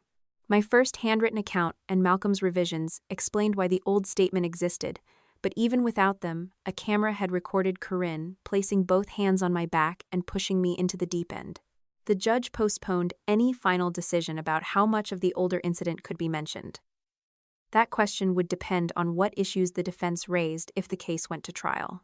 Denise explained that this was not a defeat. The defense wants a simple argument, she said. You changed your story, so nothing you say can be trusted. Our answer is also simple. You disclosed the signature before they used it, and the current assault has independent evidence. I still signed it. Yes. She did not rush to tell me the signature meant nothing. It meant I had surrendered under pressure. It meant my family had used financial control successfully. It meant I had spent 16 years avoiding a confrontation I feared I could not survive. It did not mean Corinne had not pushed me. By October, the immediate crisis had become a series of scheduled consequences. Adrian filed for divorce in Maryland, citing irreconcilable differences. He and Corinne had signed a prenuptial agreement before the wedding, and they had no children together. Marin was Adrian's daughter, not a child of the marriage, so there was no custody dispute between Adrian and Corinne. The prenup kept most premarital assets separate. Corinne remained in the condominium she had owned before the wedding, while Adrian returned to the house he had shared with Marin before the engagement. Their lawyers still had to address wedding expenses, a joint account opened shortly before the ceremony, and a small amount of property purchased for their planned home. The divorce did not end in a week. Corinne contested the date of separation and argued that Adrian had abandoned the marriage during a temporary family crisis. Adrian's attorney answered with the police report, the no-contact conditions, and Corinne's messages about Marin. Hearings were scheduled, documents exchanged, and fees accumulated. Adrian kept me informed only when an issue touched my case. He did not ask me to testify in the divorce, and I did not become his advisor. Marin continued therapy. She agreed to attend several sessions with him, but she did not move back into his house immediately. She divided her time according to the arrangement between Adrian and her mother, and chose when she wanted private contact with him. One afternoon, Adrian told me Marin had allowed him to drive her to school again. He sounded relieved. That does not mean everything is repaired, I said. I know. She reminded me before she got out of the car. That was the kind of progress they had. Small, conditional, and controlled by the person who had been ignored. My own life became quieter. I returned to my regular schedule at the district office. The reporter who had questioned my credibility requested another interview after the original Marina statement became part of the court record. I declined through Denise. I was not interested in becoming publicly famous for surviving my sister. At work, I supervised crisis plans, met with school teams, and spent more time than usual checking whether frightened students had been allowed to describe events before adults interpreted them. I never used my case as a lesson in meetings. I did not need to mention Corinne to recognize how quickly institutions could transform a person's reaction into the problem. Jocelyn still came to my house twice a week, although she stopped pretending every visit was necessary. Sometimes she brought case notes, sometimes she brought dinner and refused to discuss evidence until we had eaten. In November, Bright Harbor's outside review was completed. The report ran more than 100 pages. I did not receive confidential information about teenagers or employees who had not consented to disclosure. Denise received the findings related to Corinne, Lorraine, Celeste, and the statements used in fundraising materials. The investigator found that Corinne had repeatedly asked employees and program participants to disclose personal fears in settings where she controlled their evaluations or access to opportunities. In several documented cases, she later used those disclosures during exercises the individuals had not agreed to. The report did not claim every exercise was abusive. It distinguished between voluntary, professionally supervised activities and incidents where Corinne created fear without meaningful consent. Celeste's storage room complaint was substantiated. The colleague who found her confirmed that the door had been held from the outside. Building access logs placed Corinne in the hallway. An internal draft from Lorraine instructed the board to avoid interviewing additional employees until donor concerns could be managed.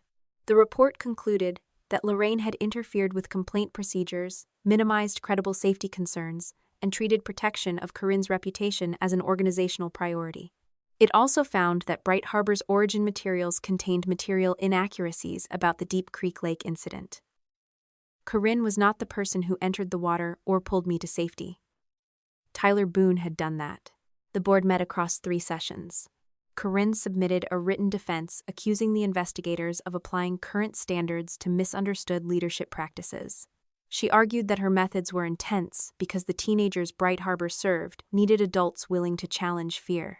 She also claimed the report was contaminated by a revenge campaign involving me, Celeste, Adrian, and Marin. The board removed her for cause. The vote did not close Bright Harbor. It removed Corinne from leadership, fundraising, youth contact, and access to internal complaint files. Lorraine lost her board position for interfering with the investigation and failing to disclose conflicts. The interim executive director remained in charge. The organization announced a new safeguarding policy, an outside complaint channel, and a full separation between board members and employee investigations. 3 months later, Bright Harbor changed its name. I was asked whether I would consider joining an advisory committee. I declined. The interim director seemed surprised. "You helped expose the weaknesses in the old structure. That does not make me the right person to run the new one." I did not want Corinne's position. I did not want a title created from my injury. The best proof that the organization had changed was that it could continue without replacing one Holloway sister with another. Celeste received a written correction to her personnel file. Bright Harbor confirmed that her complaint had been credible and that her departure should not have been described as evidence of professional instability. She later told me the correction mattered more than an apology. "An apology can disappear after the meeting," she said. "The record stays." The publisher completed its review in December. Corinne's memoir contract allowed cancellation for material factual inaccuracies, failure to cooperate with fact-checking, and conduct likely to undermine the book's stated purpose. The publisher terminated the agreement and demanded repayment of the unearned portion of her advance. The original advance had been $120,000. Taxes, agent fees, and previous spending meant Corinne no longer had the full amount available. Her speaking contracts did not vanish in a single morning. Some organizations waited for the criminal case. Others canceled after the Bright Harbor report. A university withdrew a scheduled lecture on trauma-informed leadership. A regional nonprofit removed her from a spring conference. 2 organizations demanded the return of deposits paid for appearances she could no longer make. Corinne's legal fees continued growing. Her condominium was premarital property, so Adrian had no claim to it under the prenup.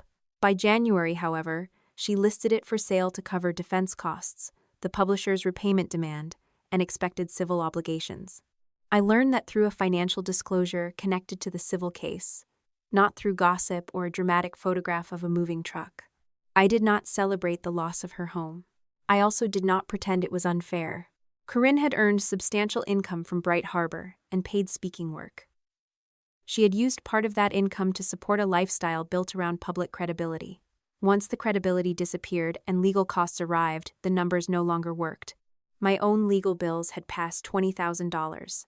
Some costs were being handled under the contingency portion of Denise's agreement, while others came from the retainer and additional hourly work involving records and media issues. I had used savings, postponed replacing my car, and reduced travel plans for the year. Revenge did not make me rich. It cost money, leave time, sleep, and privacy. The difference was that I had chosen those costs after understanding them.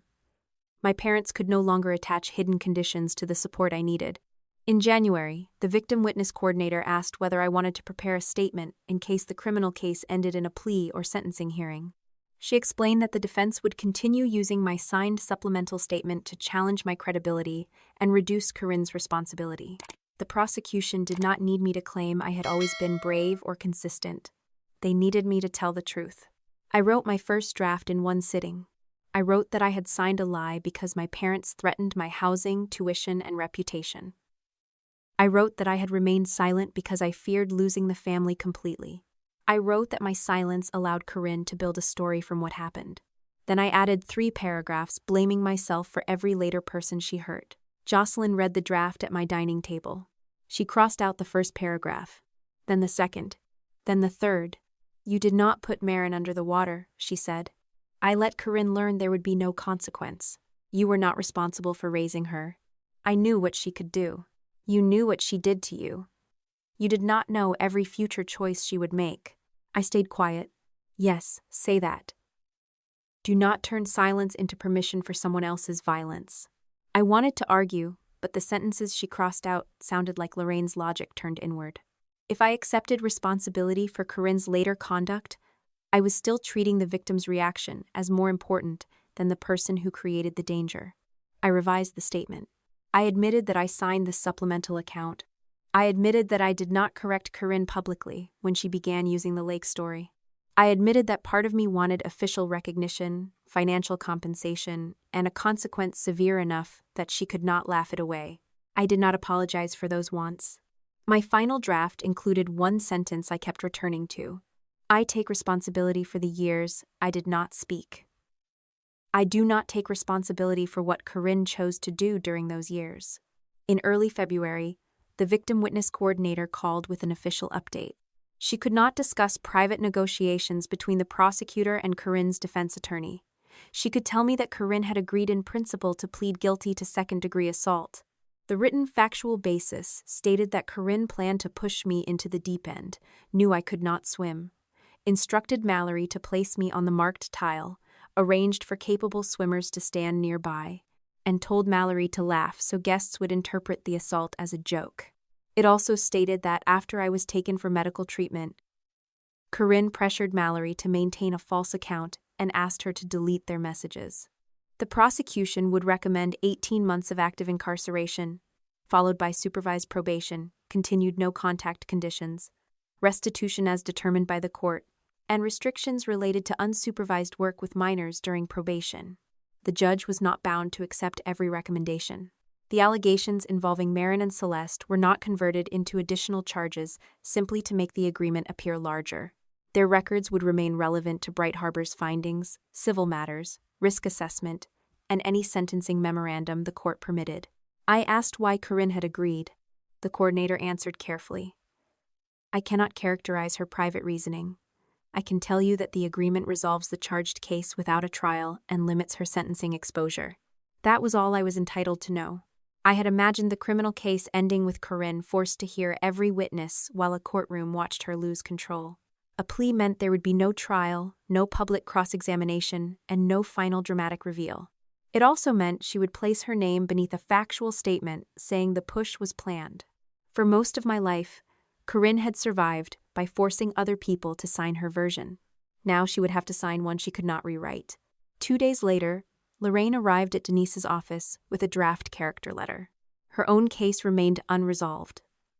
Prosecutors were considering allegations related to her false statements and pressure on witnesses. Her cooperation had been substantial, but it had begun only after her legal exposure became clear. The letter said she had preserved the archive because she loved both daughters and had finally chosen truth over reputation. It described her as a frightened mother correcting years of mistakes. At the bottom was a space for my signature. "I am not asking you to forgive me," Lorraine said. "I am asking you to acknowledge that I helped stop Corinne. You helped after she stopped being safe for you. I gave them everything. You gave them what you had kept from everyone else." Her attorney said a letter from me could help the prosecutor understand the value of Lorraine's cooperation. "I will confirm the records were useful," I said. "I will not confirm this motive." Lorraine pushed the paper closer. "Just this once, Leah. Sign something that keeps your mother from losing everything." The words carried me back to the rental house in 2009. My father across the table. My original statement beside Lorraine's purse. A clean page, waiting to replace what I knew had happened. Denise placed a pen near my hand but did not tell me what to do. I picked it up. Lorraine watched the tip move toward the line where my name was supposed to go. Then I set the pen down without signing. I slid Lorraine's character letter back across the table without signing it. She stared at the empty line beneath the final paragraph as though my name had already belonged there. "You said you would tell the truth," she said. "I will. Then tell them my cooperation mattered." It did matter. Her shoulders loosened slightly. "I will also tell them you kept evidence hidden for 16 years, pressured witnesses, and surrendered the archive only after your own lawyer explained your exposure." Her face hardened again. "That is not the whole story. It is the part I personally know." Lorraine looked at Denise. "She is punishing me." Denise did not answer for me. "I am refusing to write another statement that protects a parent from the consequences of what happened to me," I said. "You can explain your choices in your own words." Lorraine left the unsigned letter on the table. Her case concluded before Corinne's sentencing. Prosecutors credited her cooperation but did not erase her conduct. Lorraine entered a plea related to providing false information and attempting to influence witness accounts. She received supervised probation, community service, financial penalties, and a permanent loss of her position at Bright Harbor. She did not go to prison. I did not campaign for a harsher sentence, and I did not ask for mercy. Malcolm blamed her for surrendering the archive. By January, he had moved out of their house and into a furnished apartment near his brother. According to Lorraine's financial disclosures, they began formal separation discussions shortly afterward. Neither of them called me. Corinne's sentencing took place on March 18th, 3 days after the anniversary of the wedding. Jocelyn drove me to the Anne Arundel County Courthouse. I wore a navy dress, low heels, and the simple earrings I used for school board presentations. I did not want armor. I wanted clothing that felt like mine. Adrian arrived separately with his attorney. Marin came with her mother and advocate. At 16, she looked older than she had at the wedding, but not magically healed. She sat near Adrian without touching him. Their relationship had improved enough for them to occupy the same row. It had not improved enough for anyone to pretend the damage was gone. Lorraine sat alone behind Corinne's attorney. Malcolm did not attend. His lawyer submitted a letter arguing that the family had been destroyed by public pressure and Leah's refusal to resolve the matter privately. The prosecutor did not make it a focus. Corinne entered without looking toward me. She had sold her condominium the previous month and was living in a short-term rental while the publisher, her lawyers, and the civil claims competed for what remained of the proceeds. She wore a gray suit and no jewelry except a small gold cross. For years, she had understood how to dress like the person a room wanted to forgive. That morning, the room waited for evidence instead. The prosecutor summarized the case without theatrical language. On March 15, 2025, I reported the push before leaving the hotel. The emergency department documented water aspiration, coughing, chest pain, and my account of the assault. Hotel footage showed Mallory placing me on the blue tile and Corinne approaching from behind. The verified message thread showed that Corinne selected the deep end in advance. She knew I could not swim. She arranged for capable swimmers to remain nearby because she expected me to need rescue. She instructed Mallory to laugh first, so the guests would understand the push as entertainment. After the ambulance arrived, she told Mallory to remain consistent and later asked her to delete the conversation. The prosecutor referred to Lorraine's archive only after describing the core evidence. The archive showed why Corinne believed my fear could be used against me and why she expected the family to rewrite the event afterward. It explained the history. It did not replace the camera, messages, witnesses, police report, or medical records. The judge asked Corinne whether she accepted the factual basis of her guilty plea. She stood. "Yes, Your Honor." Her voice was quiet and controlled. Then her attorney presented mitigation. Corinne had no prior criminal convictions. Bright Harbor had provided years of legitimate services. She had believed I would be rescued within seconds and had never intended serious injury. She had lost her marriage, career, home, publishing contract, and public reputation. The attorney described Lorraine as a controlling mother who taught both daughters to protect the family image. When Corinne spoke, she used the same language. "My mother taught me that appearances protected everyone," she said. "That does not excuse what happened, but it explains why I panicked afterward." I made a terrible mistake during what I believed would be a harmless wedding prank. She still called it a prank. She still called it a mistake. She admitted planning the location, the swimmers, and the laughter, but tried to place the harm inside the moment when her plan failed. The judge did not argue with her about morality. He referred to preparation, a known vulnerability, and her behavior after the offense. This was not an unplanned movement during celebration, he said. You selected a person who could not swim, arranged the location and audience response, and relied on third parties to prevent the foreseeable consequences of your own act. Then it was my turn. I carried the statement Jocelyn had helped me revise. I did not look at Corinne until I reached the lectern. My sister is correct about one thing, I said. She did not intend for me to die. She intended for me to believe I might die for several seconds, while a room laughed at my fear. Corinne's eyes moved toward me. I signed a false statement in 2009. My parents threatened my housing, tuition, and reputation, and I gave them the version they wanted. I remained silent for years afterward. I take responsibility for that silence. I placed both hands on the lectern, but my signature did not give Corinne permission to repeat the act. It did not make the lake an accident. It did not make the wedding a prank. It did not make Marin's fear attention-seeking or Celeste's panic instability. The courtroom remained quiet. I want Corinne to face consequences. I am not ashamed to say that. I am relieved that an official record finally begins with what she did instead of how I reacted. I did not ask for the maximum sentence. I did not ask for leniency. I am not asking the court to heal my family. That family used healing as another word for silence. I am asking the court to impose the sentence it finds appropriate based on the act she planned, the danger she knew, and the evidence she tried to remove afterward. When I returned to my seat, Jocelyn placed her hand over mine. Corinne turned once, searching my face for anger, pity, or triumph. I let her see none of them. The judge accepted the plea agreement and sentenced her to 18 months of incarceration, followed by 3 years of supervised probation. The no-contact order covering Marin and me remained in effect. During probation, Corinne could not work directly or unsupervised with minors.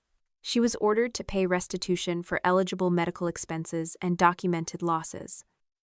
Although the judge made clear that collection would depend on her available resources, restitution was not a bag of money handed to me outside the courtroom.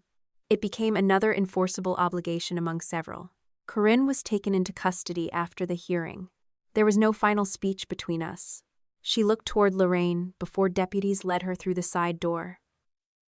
Lorraine's chair was empty. She had left after the sentence was announced. Adrian's divorce had become final 6 weeks earlier. The prenup kept their premarital property separate, and the brief marriage had produced few joint assets. Adrian retained his house and retirement accounts. Corinne retained responsibility for debts and contracts connected to her career. There had been no custody battle because Marin was not Corinne's child. Adrian did not celebrate the divorce. He told me later that ending the marriage was simpler than rebuilding trust with his daughter. Marin attended therapy alone and sometimes with him. She still stayed primarily with her mother. Adrian drove her to school, attended appointments when invited, and stopped asking whether she had forgiven him. That was the work she required from him. Bright Harbor continued under a new name and an independent board. The staff created an outside reporting channel, prohibited unsupervised fear-based exercises, and removed the founder's story from its materials. I never joined the board. Celeste accepted a civil settlement and a formal correction to her employment record. Mallory also settled her part of my claim after losing her job in event planning. Her cooperation reduced her criminal exposure but did not erase her civil responsibility. The sale of Corinne's condominium closed in April. After the mortgage, taxes, legal fees, and publisher repayment were addressed, part of the remaining proceeds funded the civil settlement. My settlement closed in June. It was not a jackpot. After legal costs, medical expenses, lost income, and taxes on any applicable portions, the amount gave me stability rather than wealth. I paid the remaining legal bills. I replaced what I had withdrawn from savings. I continued therapy and created an emergency fund large enough that no parent, partner, or relative could ever threaten my housing to purchase my silence again. I kept my job.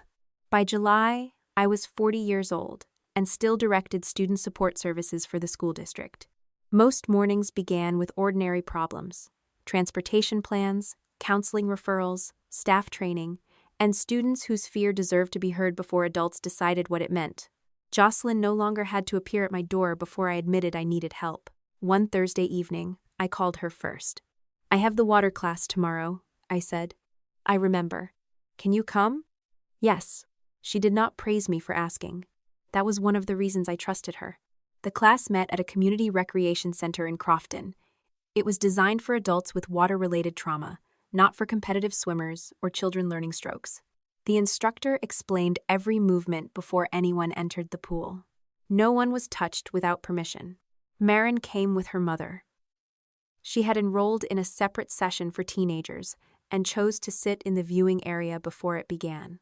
Adrian was not there. Marin had not invited him. I wore a simple black swimsuit beneath a robe and stood beside the shallow steps while Jocelyn waited on a bench. The smell of chlorine still tightened something inside my chest. My hands became cold. For a moment, the indoor pool became the hotel atrium, then the lake, then every room where someone had told me my reaction mattered more than what caused it. The instructor remained several feet away. "You decide how far," she said. No one counted down. No one touched my back. No one laughed. I placed one foot on the first submerged step. The water covered my toes, then my ankle. My body wanted to retreat before anything had happened. I held the railing and let the fear exist without treating it as an order. Marin watched from behind the glass. I did not enter deeper to prove strength to her, Jocelyn, or myself. I stayed on the first step because that was the distance I had chosen. The first time Corinne pushed me into deep water, my family handed me a statement and told me where to sign. The last time, Lorraine handed me another blank line. I left it empty. 4 months later, I stepped into the water because I chose to. What happened to Leah shows why you should never let a family member redefine harm as a joke. When someone knowingly uses your fear, injury, money, housing, or reputation to control you, protecting the family image will not make the behavior stop. It usually teaches the abuser that there will be no consequence. You do not have to scream, seek revenge blindly, or expose everything online. Start with practical steps. Get medical care, write down what happened, save messages, request camera footage, speak through a lawyer when necessary, and let independent witnesses tell their own stories. You should also be honest about your own mistakes. Leah admitted that she once signed a false statement and stayed silent, but she refused to accept responsibility for Corinne's later choices. That distinction matters. Accountability means owning what you did, not carrying the guilt for another person's cruelty. You are also allowed to accept compensation, help, and support without feeling selfish. Forgiveness is not a legal duty, and reconciliation is not proof of healing. Sometimes the wisest ending is a firm boundary and an accurate record. Subscribe to the channel for more stories about women who stop protecting harmful families and finally protect themselves.